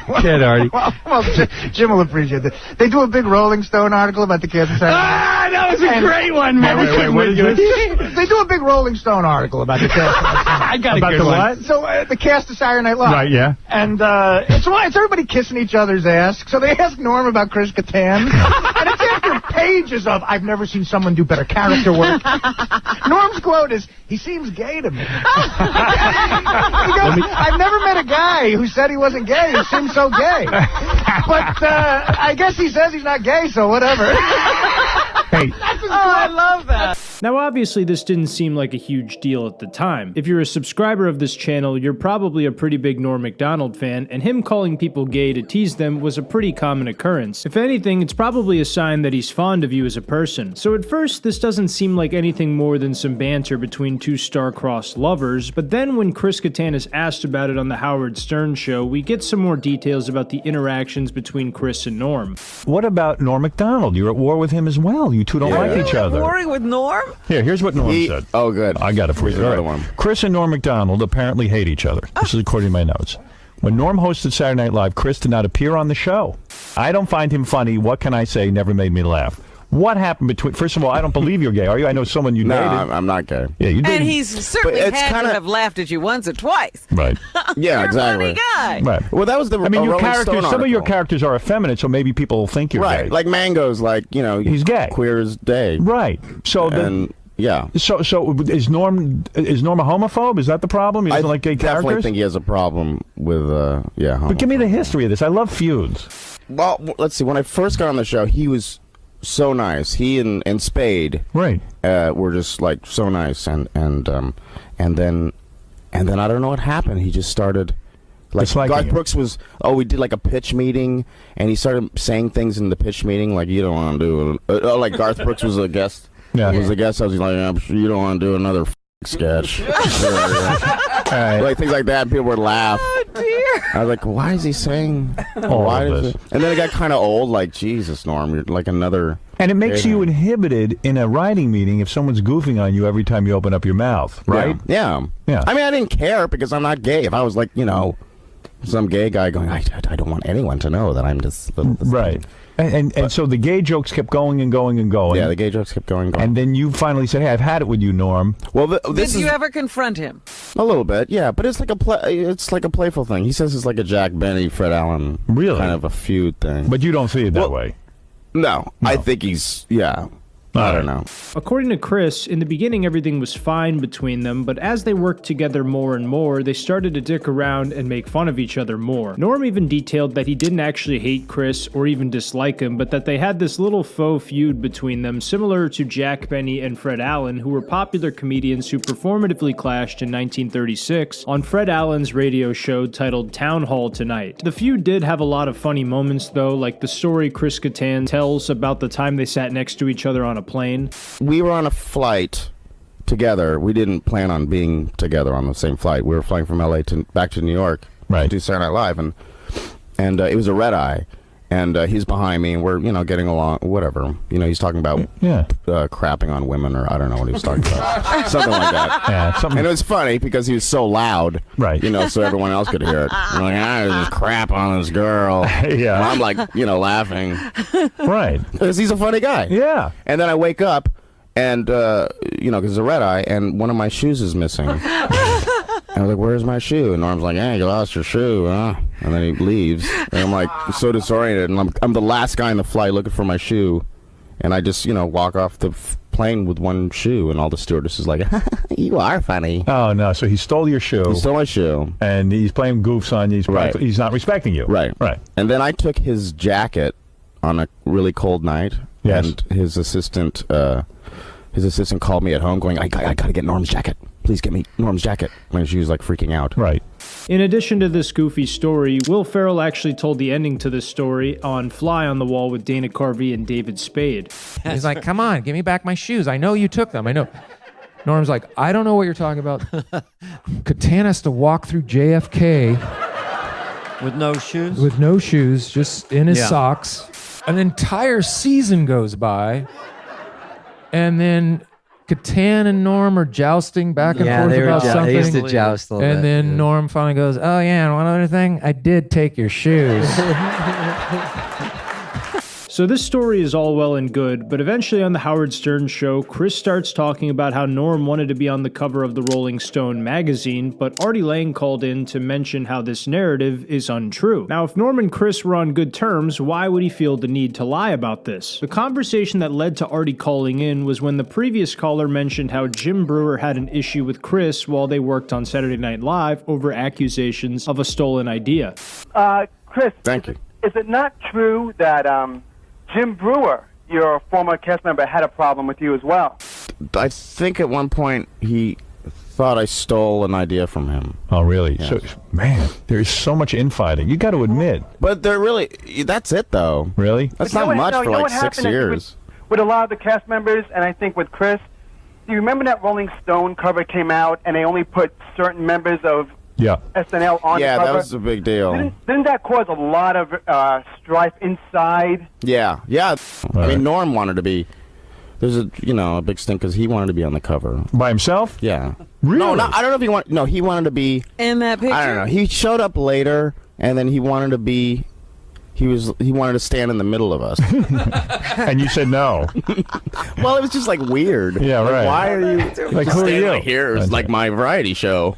Yeah, hey, Artie. Oh, shit. Yeah, no, I like Chris. I think he's funny. But what he said before about that Rolling Stone cover is wrong. All right, go. Artie's going to defend Norm, I guess. Norm represents. You know you might be wrong. All right, go ahead. No, it's just that Chris made it sound like Norm showed up begging to get on the cover of Rolling Stone. Oh no, he wasn't begging. He was just like assuming he was on the cover with us, and Well, he was though. I know he was. But he wanted to stand in the middle as well. No. They were begging Norm to do it, and he thought it seemed weird. He didn't want to do it. Right, he thought it seemed weird to stand in the middle of all you guys. Oh, that's true. They definitely wanted Norm to be on the cover because at the time, I mean, he was the funniest guy on the show. Howard, you've said that a million times. I think Norm is hysterical. He is. I already said that. Yeah, and so does Chris. As much as I love Chris Kattan and Night at the Roxbury, it seems like Artie did catch him stretching the truth here. So this was the inception of the little feud between Norm and Chris Kattan, but then the next time we heard about their feud was when Jim Breuer told the infamous story about the Twilight Zone sketch. He tells the story in this clip of him doing stand-up, but I prefer him telling the story on the Howard Stern show. Pamela Anderson is on it. Every time a hot chick would come on, Kattan would go over the top to like, oh my God, he'd write a sketch, we're going to make out. And Norm is the guy who's got to go, imagine if you will. And Norm doesn't read sketches, and he's a pro. Right. So he would rehearse it and go, hey, imagine if you will, second time, and Kattan would go, oh my God, you don't even sound like him. Why would you do that? Now we go to air, and Norm still hasn't said nothing. Every time Kattan would say something to him, I'd look at Norm like, hey, man, you're my hero. What's up? Because if you're not going to say something, I will. Right. And sure enough, he'd give me like a wink. I swear to you, he'd give me a wink. I'm like, I don't know what's going on. Live air comes on, and I'm like, 20 seconds to the Twilight Zone sketch. He starts up again. Where Mike, the whole audience is listening. He's like, oh, God, Kattan. Norm, you better sound like... Oh, God, Pamela, you're so hot. Norm, Pamela, I can't wait if you ever get rid of... 10 seconds. Norm turns to Kattan. Right for his head, he goes, hey, Pamela, did Chris tell you he's gay yet? And he's got all this rage because he likes being gay. Everyone, why don't you just say you're gay and you wouldn't have all this anger and be a pester? 5 seconds! And you wouldn't have all this rage and try to interrupt everyone's sketch because you suck this week. And we're on! Imagine if you will. I'm like, there's my hero. There's my hero. See, he knew to save it for the live air. Saved it. Now this made it seem like there may have been some type of strife between Norm and Chris, and maybe there was at the time. However, it seems like eventually they both let it go and moved on with their lives, because in 2011 they both were set on a project called Hollywood and Wine, and this video circulated of the two guys just jawing and flapping their gums, and everything seems cool between these two fellas. You be the girl. Jodie Foster? Yeah, just say something. Who recently came out, right? Yeah, but don't put that. I'm not plugging that. Okay, so just say it like you're. I'm I'm Hannibal the cannibal. I'm Jodie Foster. I can't do Jodie Foster. No, just say any line. Okay, Hannibal, you're terrible. What have you done to these innocent people? Clarice, I don't know what you dream about, but I ate a guy. That wasn't good at all. I've never done it. Here's the problem. I've never done an impression of him. Do one. Here's Here's Jessica Biel from Flashdance. Okay. So okay, Jessica. Yeah. Man, aren't you getting ready for your dance? Yeah, I gotta go. I got a big thing tonight. It's like Jennifer. That much. My Jessica Biel and his Anthony Hopkins. It was pretty close. They were pretty close. So everything seems lighthearted and fun in this clip, which makes me think that there was never any type of feud between the two to begin with. It really supports that the feud between Chris and Norm was all for show, and that they probably thought highly of each other the whole time. Then later on in 2015, we got to see Norm do an interview with Huffington Post, where he was asked about Chris Kattan, and he makes a few jokes about Chris that seem to be completely absent of malevolence. Well, Chris is a great guy, but he used to bring around women all the time to the show, Big, tall women, Big bruisers, And he'd say, look, I'm heterosexual. I mean, he wouldn't say that out loud, but that's what that would be the caption on the picture in the New Yorker. Boy, those are funny. So it was something related to his sexuality. Maybe. But listen, if I call a person gay, that ain't no insult. It's a good thing nowadays. Yeah, if you say it's an insult, you're the homophobe, not me. Correct. Supreme Court says so. That's absolutely.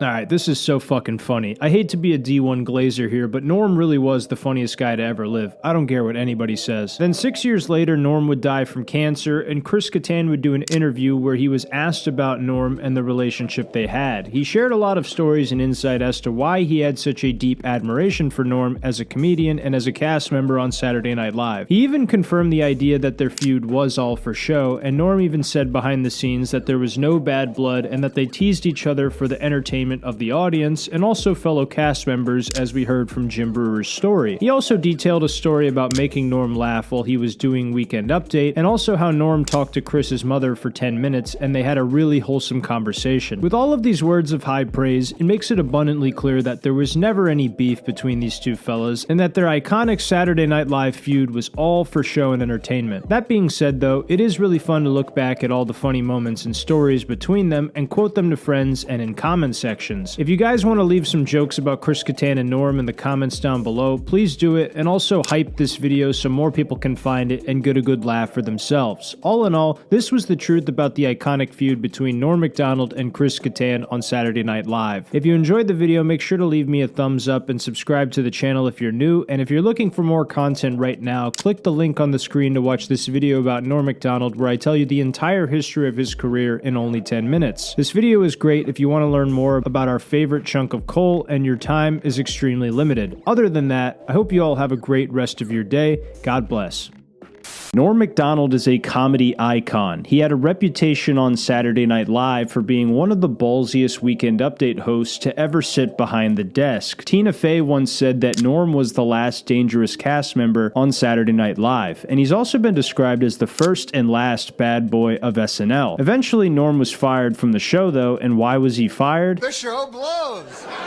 No, Norm was actually fired for his unwavering integrity and loyalty to his friend Jim Downey. In this video, we're going to talk about the real reason Norm Macdonald was fired from SNL and some of the common misconceptions about why Norm was fired, along with why Norm took his secret to the grave. So if all that sounds interesting to you, then let's hop right into it. To begin with, a common misconception about Norm Macdonald's firing from SNL is that it was done by NBC executive Don Ohlmeyer because of all the jokes he made at the expense of acquitted murderer and common breakfast beverage O.J. Simpson. Don did raise some issues to Norm and Jim Downey about this, but it's not the real reason that Norm himself was fired from the show. Part of the reason so many people have believed this for so long is that Norm went on the Howard Stern show and Late Night with David Letterman and built this narrative that he made an enemy in Don Ohlmeyer after he was told to stop making O.J. Simpson jokes, yet Norm persisted because of his authentic internal comedic compass. You had heard rumors that there were going to be changes. It doesn't look good. And so then the guys go, hey, man, you got to call this dude Don Ohlmeyer, who's the president of the network. And they're telling you you've got to call Don Ohlmeyer. Right. So when you called Don Ohlmeyer, what did he say? He said he didn't want me to do Update. He doesn't think I was funny. He said that to your face? Yeah. I don't think you're funny. On the phone he did this? He said to me that Update is like dragging down the show. He said, I want you to be better. And I go, well, I can't, because if I'm not funny, an unfunny guy can't be funny. Lorne Michaels fire you? No, he didn't. He didn't fire me. Right. He likes me and stuff. Well, it's his show, isn't it? I thought it was his show, yeah. They said that this guy, Don Ohlmeyer, who turns out to be the president. Yeah, now I know Don Ohlmeyer, and just between you and me, he's an idiot. Oh. So he goes, oh, yeah, I'm firing you there from the show. And then I said, oh, that's not good. I said, why is that now? And he goes, oh, you're not funny. Yeah. And then I said, oh, Lord, that's even worse news, You have to be philosophical about these things. I mean, at first, like when I found out, I was upset. But then, I really started to think about it, and plus I drank a lot of whiskey. But then the next day I sobered up and I remembered, that I still had some whiskey left. Now, these interviews are legendary and possess endless rewatchability, but Norm knew what he was doing here and was concealing the true reason he was fired to protect his friend Jim. To understand how Norm was protecting Jim Downey, we need to first understand who Jim was and what he meant to Norm Macdonald. If you're a veteran fan of comedy, Jim probably needs no introduction, but in case you need your memory refreshed, Jim Downey is a comedy writer, not just any ordinary writer. Jim holds the record for the longest tenured head writer in Saturday Night Live history, with 10 seasons under his belt, and also the record for longest tenured writer in the show's history, with 30 total seasons under his belt. He also wrote for Late Night with David Letterman as head writer in a crucial and formative stage of the show. Jim was like the Babe Ruth of comedy writing, not because he was good at it before black people were allowed to do it, but because he was just a powerhouse of comedy writing. Dennis Miller even called him the second most important man in the history of Saturday Night Live behind Lorne Michaels, which is one hell of a compliment. The point is, if you have any recollection of moments on Saturday Night Live that were good, there's a strong chance that Jim Downey played a huge hand in the development of it. He was also the school principal from the movie Billy Madison who said this classic line: "What you just said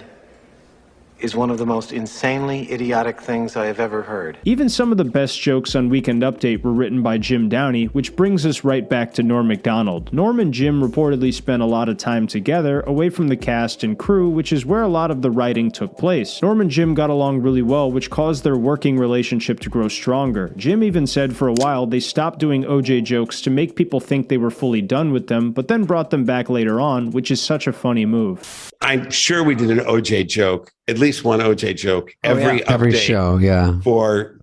From 94, 95, and 96. And then finally, the fall of 97. So we opened that season, the fall 97, right? Spring 98. We didn't do any OJ jokes. We didn't do any OJ jokes for the first 8 shows. Wow. And then the Christmas, it was a long stretch of it was like the bombardment has stopped, and then suddenly, I think they stopped. They have stopped. It's peace in the valley. And then on the 8th show, we did 2 OJ jokes. Hilarious, man. However, when Norm and Jim were told to stop making jokes about OJ Simpson directly by Don Ohlmeyer, the two would disobey this order, which led to Jim being in hot water with the show producers. Then when Norm was asked by the producers how he felt about their decision to fire Jim, he did not hold back and gave his honest opinions about it. Jim tells the story of exactly how this happened on Conan O'Brien Needs a Friend. People who were fans of Norm deserve to know this about him. The network went to Norm and said, "We want to get rid of Jim Downey, and we just want you to know you're cool with that, right?" He said, No.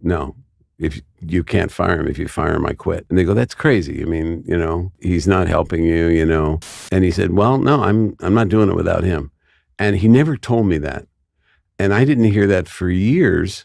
I heard it from some network executives. And and part of everything else, if that had been me, that would have been, you bet Norm would have heard. You would have talked about it. Yeah, of course. I mean, come on.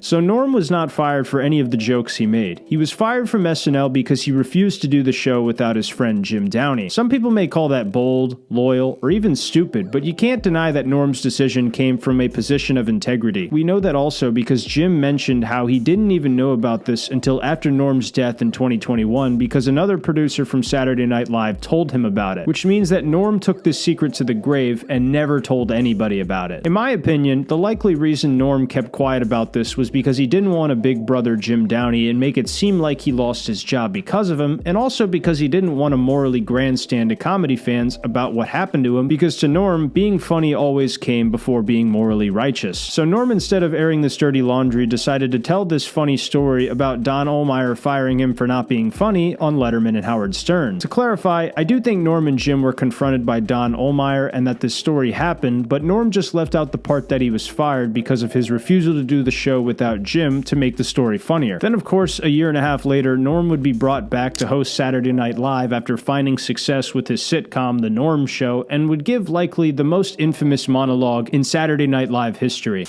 A year and a half ago, right, I had a sort of a disagreement with the management at the NBC.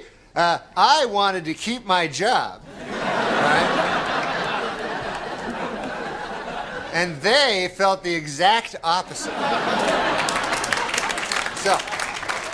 So you see, they fired me because they said that I wasn't funny, But now, this is the weird part, right? It's only a year and a half later, and now they asked me to host the show.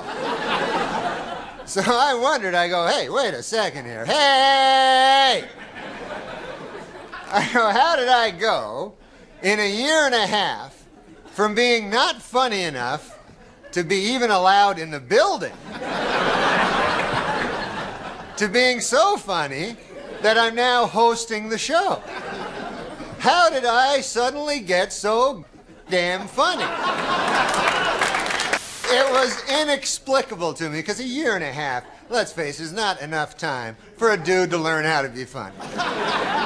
Then it occurred to me, I haven't gotten funnier.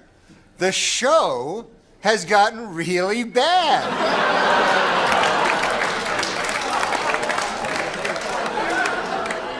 So yeah, I'm funny compared to, well, you'll see later. But okay, so let's recap. The bad news is I'm still not funny. The good news is the show blows. All right, folks, we got a bad show for you tonight. Dr. Dre. This was so fucking funny, man. This was just one amazing moment in Norm's long comedy career, and part of the reason we all love and respect him endlessly. People also thought that Lorne Michaels had a strife with Norm because of the whole Don Ohlmeyer situation, but this could not be further from the truth. Think about it like this. Norm got fired from the show and then came back to trash the show as the host, and after all of that, Lorne would still bring back Norm to appear on Saturday Night Live. Canadians always stick together. But this was the full story of why Norm Macdonald was fired from Saturday Night Live, how Jim Downey's situation impacted Norm, and also why Lorne Michaels never had any hard feelings towards Norm to begin with, even after he was canned from the show. If you enjoyed this video or learned something new, make sure to leave me a thumbs up and subscribe to the channel if you're new here. Also, hype the video to help more people see it. If you want to see more content from me, click the link on your screen to watch my last video on Dennis Leary and his infamous stand-up comedy plagiarism scandal with Louis C.K. and Bill Hicks. Click the link to watch that next. Other than that, I hope you have a great rest of your day, and God bless. And there's Charles Woodson. How about that? What a season he had.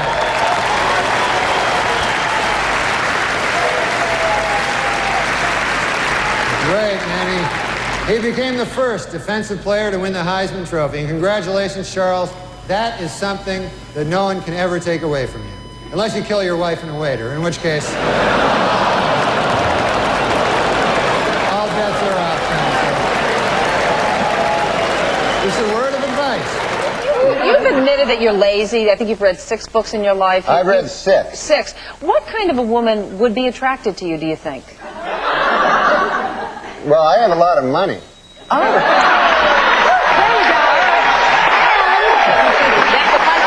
Macdonald, God bless you. Watching your set was like watching Henry Fonda pick blueberries.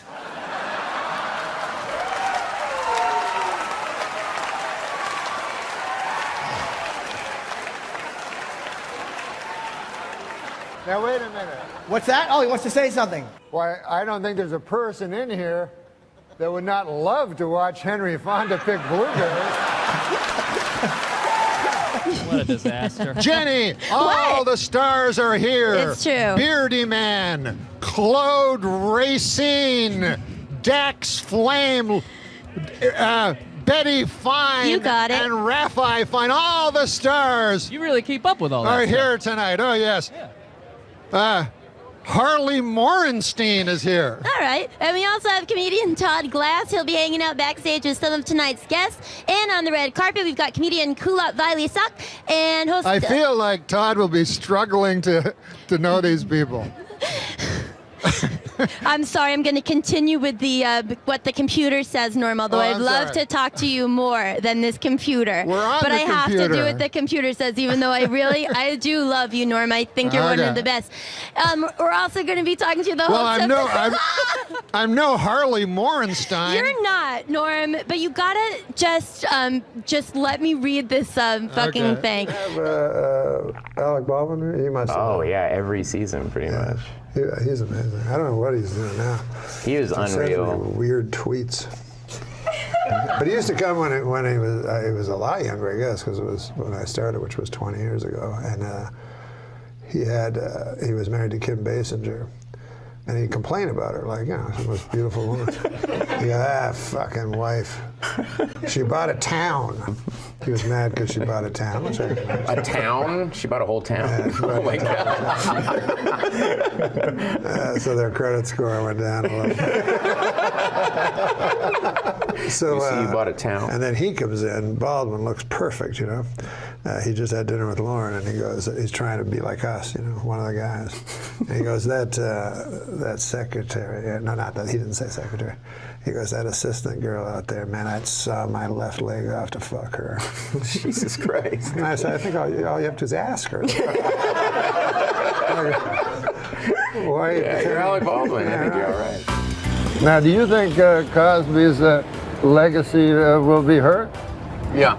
You do, huh? I mean, there was a comedian, Patton Oswalt, he told me, I think the worst part of the Cosby thing was the hypocrisy. And I disagreed. You disagree with that? Yeah. I thought it was the raping. As my feeling, most rapists are hypocrites. You don't meet many go, I like raping, and I know it's not politically correct, but by God, people go, well, he's not being a hypocrite, and that's the worst part. Do you know about this girl? She's mad at you. Greg was interviewing some girl, and she was going off. I know who it is. What's the girl's name? You know, me and Norm have worked with her before. That's why he's going to laugh when I say the name. Laura Keitlinger. Hates your guts. Did you know she hates you? No. Oh, my God. Do you want to hear the clip? By the way, wait, can I interrupt your old friend, Norm Macdonald? Did you guys write together on, He's not a friend of mine. Roseanne, right? Well, I was just using it loosely. Now, you had a reaction boy, not just a now to friend Norm at all. Macdonald. Not a friend, not a fan. You worked with him, though. At Saturday Night Live. Roseanne. No, I missed him at Roseanne. Well, I came in, and he was supposed to be the my guide through SNL, and it turned out that he is a shit stirrer. He was busy pissing in a bucket in front of people. Well, no, he loves to pit people against each other. You know, it's funny that you said that because he's probably one of the few people I really don't like. Wow, I've never heard that about. Everyone loves Norm Macdonald. Well, I mean, I barely remember Laura from the show, except for her hit characters, obviously. I don't even know who she is. But She's very talented. she makes Morweena Banks look like Gilda Radner. But no, she came in directly after me, so I wouldn't be her mentor. Yeah, I'm not going to guide any lady through comedy. That would take me, first of all, I'd have to figure out how a lady could do comedy. You know? And then I'd have to... You strike me, Norm, from what I'm getting from this conversation. You are a man's man. Do you actually believe that women can't be funny? I'm being serious. Are you kind of more in the school that guys are funny comics, just somehow women can't make that transition? Well, I don't know about you, but when I was in fucking school and shit like that, I'd be in high school, and you could hear peals of laughter, and you'd run over there, and there'd be a big group of people laughing and laughing. Who'd you see in the middle? A broad. Sure. Did you see the Kramer thing? Oh, I did see that. We could look at that right now if we wanted to, but we don't have to look at that. Laugh. Yeah. Does that make you laugh when you see that? You've makes me laugh. You've done stand-up. I know Michael Richards. You do? Okay. And he's no racist. He's not a racist. And when you say something like that crazy, it can only be a joke. You know what I mean? He was out of his head element. He didn't know what to do. Yeah. But there's no way that a guy who's racist screams it at the top of his lungs. You know what I mean? Well, certainly, I don't think he was anticipating the fact that a cell phone could have been putting this onto CNN as he was saying it. I think he was right. He wouldn't do it on the Craig Ferguson show. Right. Maybe on here, though. We could maybe to get him on here to recreate that rant. I don't know, up here in front of the brick wall. Well, let's get to O.J. O.J. Simpson's lawyers say they don't want the families of Nicole Brown and Ronald Goldman in the courtroom during the trial. They're afraid the presence of the family members will just remind O.J. of how much more killing he still has to do.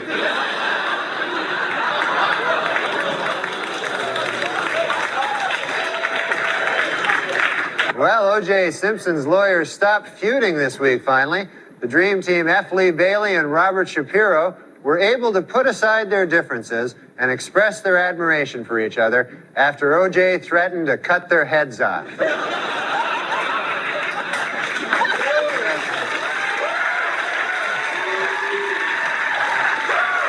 They always want the new people. Hey, guess what? There's a young girl that's middling attractive that swears a lot. Let's get her. What? Is that the new fucking thing? Yeah. Sarah Silverman, hysterical. Right. Who's funnier than her? Nobody. No, except dudes. But, Nobody. but I'm just thinking, because they have that Viagra thing out. Yeah. And the other day, Bob Dole came right out and said he was one of the first. Yeah. And, you don't want to hear about Bob Dole's cock, I mean, President Clinton's cock, Bob Dole's cock, what the hell? But mostly, an old man like that, you don't want him to have a super hard cock. You know what I mean? Why? Why? Because an old man, you want him to be, got a pipe going, a newspaper, the dog at his feet there. Well, that, in some corners, is considered pipe. Oh. But now they're going to have to create some goddamn pill that makes women aroused at the sight of a fucking 70-year-old dude with a super hard cock. You know what I'm saying? It's crazy. This is Viagra. It's insane. And you know what it's for? Impotent people. All right, It's for impotent guys. So get this. I read this. The pill can make your cock hard for 4 hours. Right. So now, who has the 4-hour hard cock? The impotent guy. The rest of us are fucked. Me and you got our regular cocks. Meanwhile, fucking Spade is, Defer to Spade. Oh, man. I didn't see it. I didn't see it coming. I know you didn't. He brought it all around and then a vicious rib kick into his best friend's gut. Once there's too much cock talk, I try to just zone out for a minute till it goes back the other way. If there's too much cock talk, this guy has fevered nightmares all night. Dreams, I mean, like sweaty, fevered dreams from the cock talk that's been all over his head. Why bury me twice? He's killing me. No, he's a good man. That erased it. All right. No, he's a good man. Who cares? After all that, that's the whiteout he puts on. Yeah, I know, it's awful. After he talks about you doing chin-ups on cock for 18 minutes. No, he's a good guy. If you're gay, he's a completely straight guy. He gets a lot of ladies. You know that about him with the ladies. Don't say ladies. Women, girls. Okay, thank you. Ladies, what are we, fucking on an FM station here? He's Don Cornelius. But these gay guys, man, I was reading, about These gay guys. I haven't even said hi yet. In his book, O.J. Simpson says that he would have taken a bullet or stood in front of a train for Nicole. Man, I'm going to tell you, that is some bad luck when the one guy who would have died for you kills you. That's probably... You don't get worse luck than that. The next time I watch a WNBA game will be the first time I watch a WNBA game.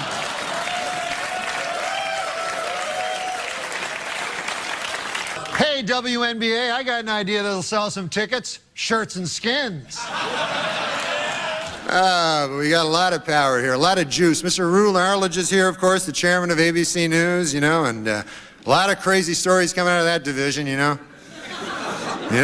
stories about this person sleeping with that person and all that, scandal after scandal. If you heard the latest, I heard this just the other day. There's a rumor that last week, a certain gentleman in ABC News, he went to a party and he got really drunk and he ended up having sex with his own wife. I don't know how these rumors get started, but it's probably just a vicious rumor, really, But as Mr. Arledge knows, of course, TV has become a very tough game. You got to stay competitive, As we all know, ABC's Good Morning America is in a little turmoil, a little trouble, a little rating trouble. And they're considering a lot of ways now, to boost the ratings. And I don't know, I think they're getting a little desperate. I heard that next week Charles Gibson will announce he's a lesbian. I mean, is that going to help anything? Nobody wants to hear that. Martha Stewart is here, and she wanted me to tell you, don't let the busboys clear your table off tonight, because a little later Martha will come up here, and she's going to show us how to take those old discarded fish bones and make a beautiful birdhouse. So...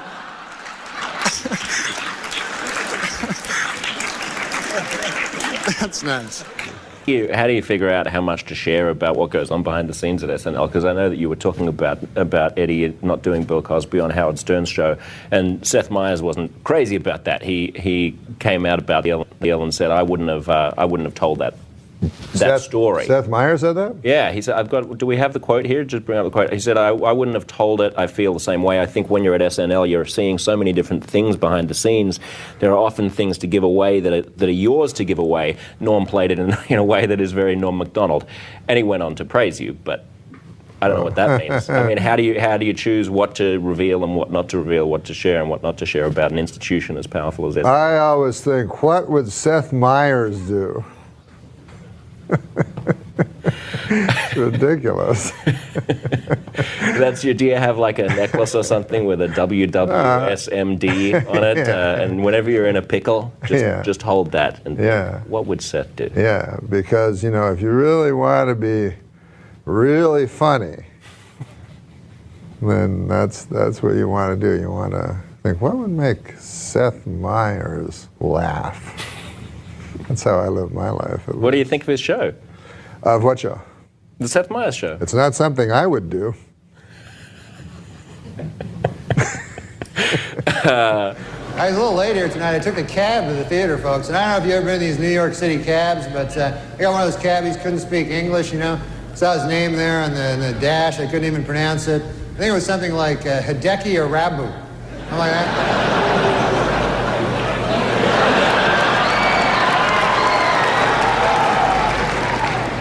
Arabu's been having some trouble, man. They fired his translator. Steinbrenner fired his translator. And people see that as cruel, but I don't know, I mean, if you're not doing well in Yankee Stadium, do you really need a translator? Do you want that, Hey, what'd they say? They say you suck. You should go back to Japan, you dirty foreigner. Okay, I got it. I'm trying to pitch over here. You like George Bush, don't you? I love George Bush, man. He's a good man, decent. None of this. He's not a liar, a crook, murderer, or anything like that. So it'd be good to get I think we should get the homicide out of the White House and get like a fresh start, because we don't want any more murderers. I think we should just go on to the next question. Who are the murderers? Yeah. Oh, Clinton, he murdered a guy. Yeah, we're not allowed to. You're not allowed to put out no accusations without. That's a little too far. That's the way it doesn't work. Let's just go on to the next question. Yeah. This is not my week. What can I tell you? Oh, it's not mine either, and I'm being very nice. Okay. Be a good boy. Now, Norm. Do you never hear that? No. Listen, Norm, we don't need to I don't talk want to get about into that. this, and I don't want to hear it, and this is not the place to make those accusations, and you're supposed to be funny. Let's get on to the next question. So get with it. There you go.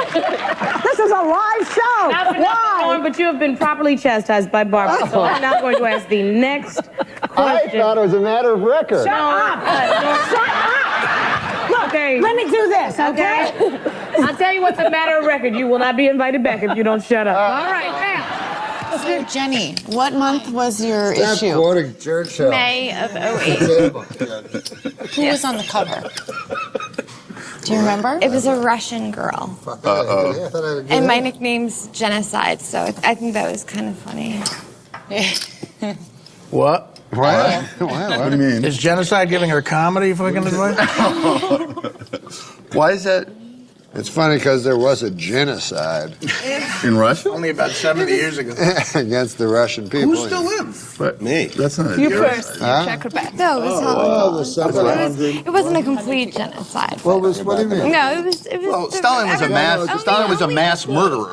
Only Jewish people seem to get really offended by my nickname. There are fives in a cave. Dave's getting Right, because they're the only ones that live. Well, the only true genocide was the. Sam, another one this way, Sam. That was a true genocide. Wow. What? The American Indians was a true genocide. No, that was for land. No, that was justified. That was for land. We were taking their property. No, it doesn't matter. What doesn't matter what the motive No, is. the genocide. Yeah, the motive is against the to Indians just was hatred of a race to exterminate them It was without a just- it was political or economic justifiable agenda. Well, we did with the Indians. Well, it's not No, justifiable. well, who's saying it's justified? I said, well, let's Just we got to bury them. Wondering how it's Just point counterpoint. You've never heard the legal term justifiable genocide? Hitler was out of his mind at the time. Clearly insane. I'm trying to take another opinion so we can have some friction here. It's a television show, honey. I can't agree with everything you say. This guy fancies himself a modern-day Bill Maher. Thank you for the dumb opinion. And I got a question for Don Donald. Yeah, absolutely. Go ahead. Where do you get your material, your comic material? Is it through your imagination or real life situations that's happened? That's an excellent question. It is. It's a good one. It's almost like now. What inspired you to ask that question, sir? Well, you know, I kind of think of myself as being a comic as well. If you need some material, I can give you some right now. Okay. Oh, go ahead, man. Yeah, let's hear a joke here. Well, it's not necessarily a joke, but have you noticed that it's always illegal to spit on the sidewalk? But as long as you're with your woman, it's okay to cock a loogie in her crotch.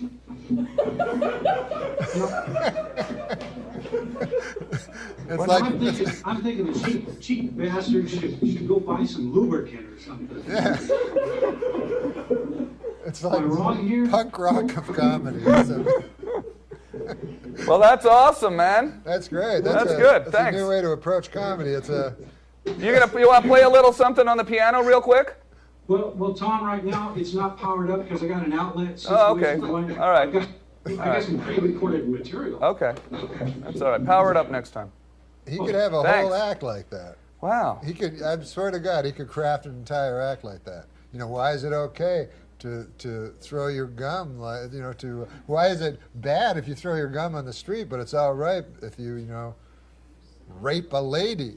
You know, it's like the premise is crazy.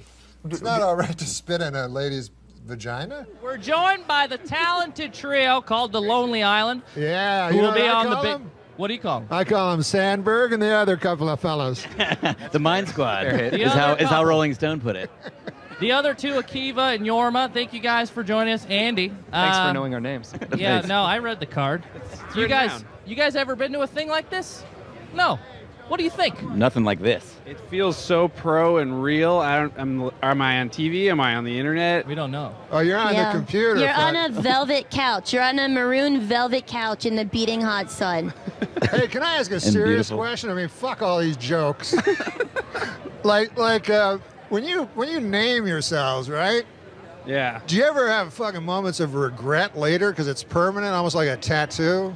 Absolutely. Yeah, the Lonely Island, I was outvoted. Oh, you were? Yeah. What were the other runner-up names? Our first album was called Incredibad, and I wanted that to be the name of the band. But we would have had regrets about that too, though. Probably. Let's be honest. There's no winning when you're a comedy troupe. Does that happen a lot? It all Yeah, sucks. you're a troupe. Who comes up with the ideas, or do you guys fight a lot over ideas, or how does that work? It's a democratic process. Yeah. 2 out of 3 always. 2 out of 3 wins. Yeah. Who's always getting left out? Someone's always mad. It's whoever's not in town. Got it. How do you guys feel in your bodies? Do you feel healthy and strong? Absolutely not. I could be eating better. Yeah. Yeah, digestion could be going better. Yeah. I feel like that about Hey, myself. enough of these fucking jokes. Can I ask one more serious question? Hit me with a real one, Norm. A real one. Sandberg, when you went to SNL, yeah, you went different than anybody else because you were already a fucking big hit, right? I don't think so. Is that true? We were definitely not a big hit. No. Oh, Saturday Night Live made you guys a big hit? Yeah, I mean, we had a small internet following. Oh, so the computer doesn't really work to make you a big hit? I mean, that was like 17 years ago, right? How long ago was that? It was a while ago. It's changed now. Yeah. So when you started Incredibad / The Lonely Island. Yeah, The Lonely Island. What's the significance of that name, though? That's what really I wanted to ask. The Lonely Island. You think of all islands as kind of lonely. Do you really want to hear the story? Yes, please. I do Yeah, I do too. a real short version, which is just basically was what we called the apartment we lived on Olympic with all the traffic. It was a sarcastic name from a sarcastic Tennessee Williams style sketch we did about the apartment. Akiva wrote a one-act play. God damn, I wish I had a time machine. Oh, to it see was that so great. action. Yeah, no, to take back my question. Thought you were going to say to murder Hitler. I would not. You know, people always fucking want to murder Hitler with their time machine, right? But then I feel if I got back there, I'd be afraid of falling under the spell of his fucking beautiful eyes. It's true. And oratory, and he then, locked in the gaze. Yeah, and then I joined the fucking party, That's knowing his me. thing. He gives you his full attention. You're like, whoa, wait a minute. Maybe there's Norm, something to I'm this guy. Norm, but before you ask another serious Believe it question, or we not, gotta they're move telling on. us to wrap it up. I don't exactly I know want to. why you Wrap guys. what? This was fun for everyone. It's the For the Lonely record, Island, guys. I would have killed Hitler. So thanks, gentlemen. Can I just clarify? if I did go back in time to kill Hitler, I would do it. Yeah, yeah. I wouldn't get That's lost the- in that's his the front eyes door and then choice. bail. Yeah. Just so I don't get like thanks for hit having from us. all the like I know, all the- defamation Yeah, leagues. no, Yeah, you would end it. Pro. Listen, Okay. man, I'm sorry about. We got to wrap it up. I'm sorry It's about over. bringing up Hitler. You really brought this live show to a new This is low. the first one, right? This is your first interview? It's just gonna get worse from This is here. the first time I've ever interviewed a man. If you can bring things to Hitler come. into all of them, they're going to ask you back for sure, which is I know what you want. That's what we're all hoping for. Okay, tell him to go now. You know, with Hitler, the more I learn about that guy, the more I don't care for him. I can't. Yeah.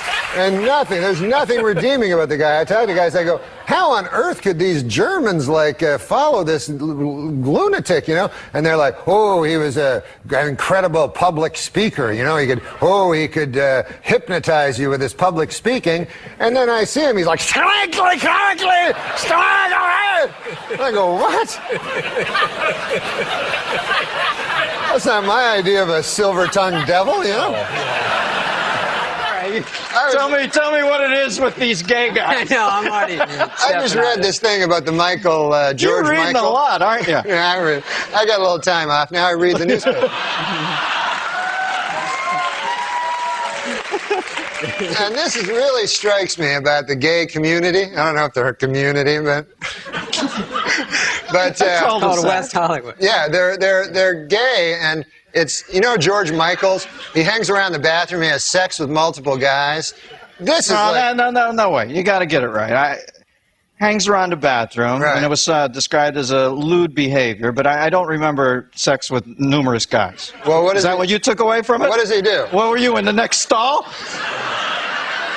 I could have been just having a nice bathroom regular thing. I don't know what lewd behavior is, but I don't know that he was in there with numerous guys. But this anyway, is go ahead. We get the gist of it. This is definitely a gay thing, because this is a pop superstar. You know what I mean?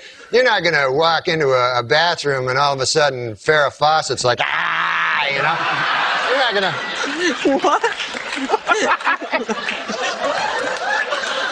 I love it. What I'm saying is, why would a famous What was she doing? What was that, some sort of cervical belt sander thing, or what was that? Oh, Christ, what are you, Linda Blair? They I don't do. know. That's what they do. Right? That's what ladies that I know do. Good to know that primetime exposure is paying dividends there. But I think that's what it is. It's that the gay, that's why they have separate bathrooms. Let's face it. If they had women and, women, as you call them, I call them ladies. If you had them in the same bathroom, Like Ally McBeal. like you go in the bathroom to do your business, see a man about a dog there, you know, and you're in the bathroom. You're in the bathroom. All of a sudden, a beautiful lady comes out. Oh, here's my vagina and breasts. You're going to be hanging out at that bathroom a lot. So I don't blame anybody for anything. It was revealed today that O.J. Simpson told police that Nicole Brown Simpson used to beat him up.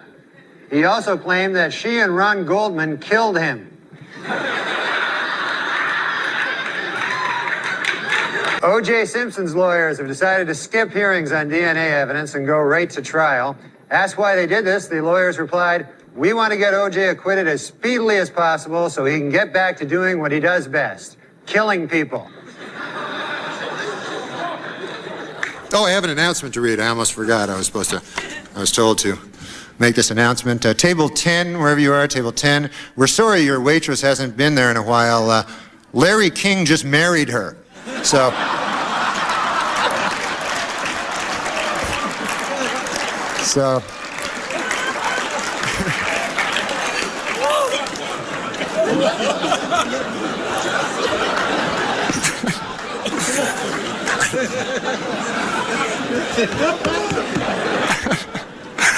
I have to say, though, you know, this is an incredible thing for me. You know, I'm just a punk, you know, and yet here I am, you know, I can't believe I'm speaking in a room. I'm standing in a room here with the most powerful man in the country, Alan Greenspan, you know, and it's a little amazing to me. It's a little, you know. Of course, that's the big story in here in Washington is the recent marriage between NBC's Andrea Mitchell and Alan Greenspan, who is 71 years old. And this is sweet, you know, I didn't know this. They wrote their own vows, you know. She promised to love, honor, and speak into his good ear. So that was it's kind of sweet, you know.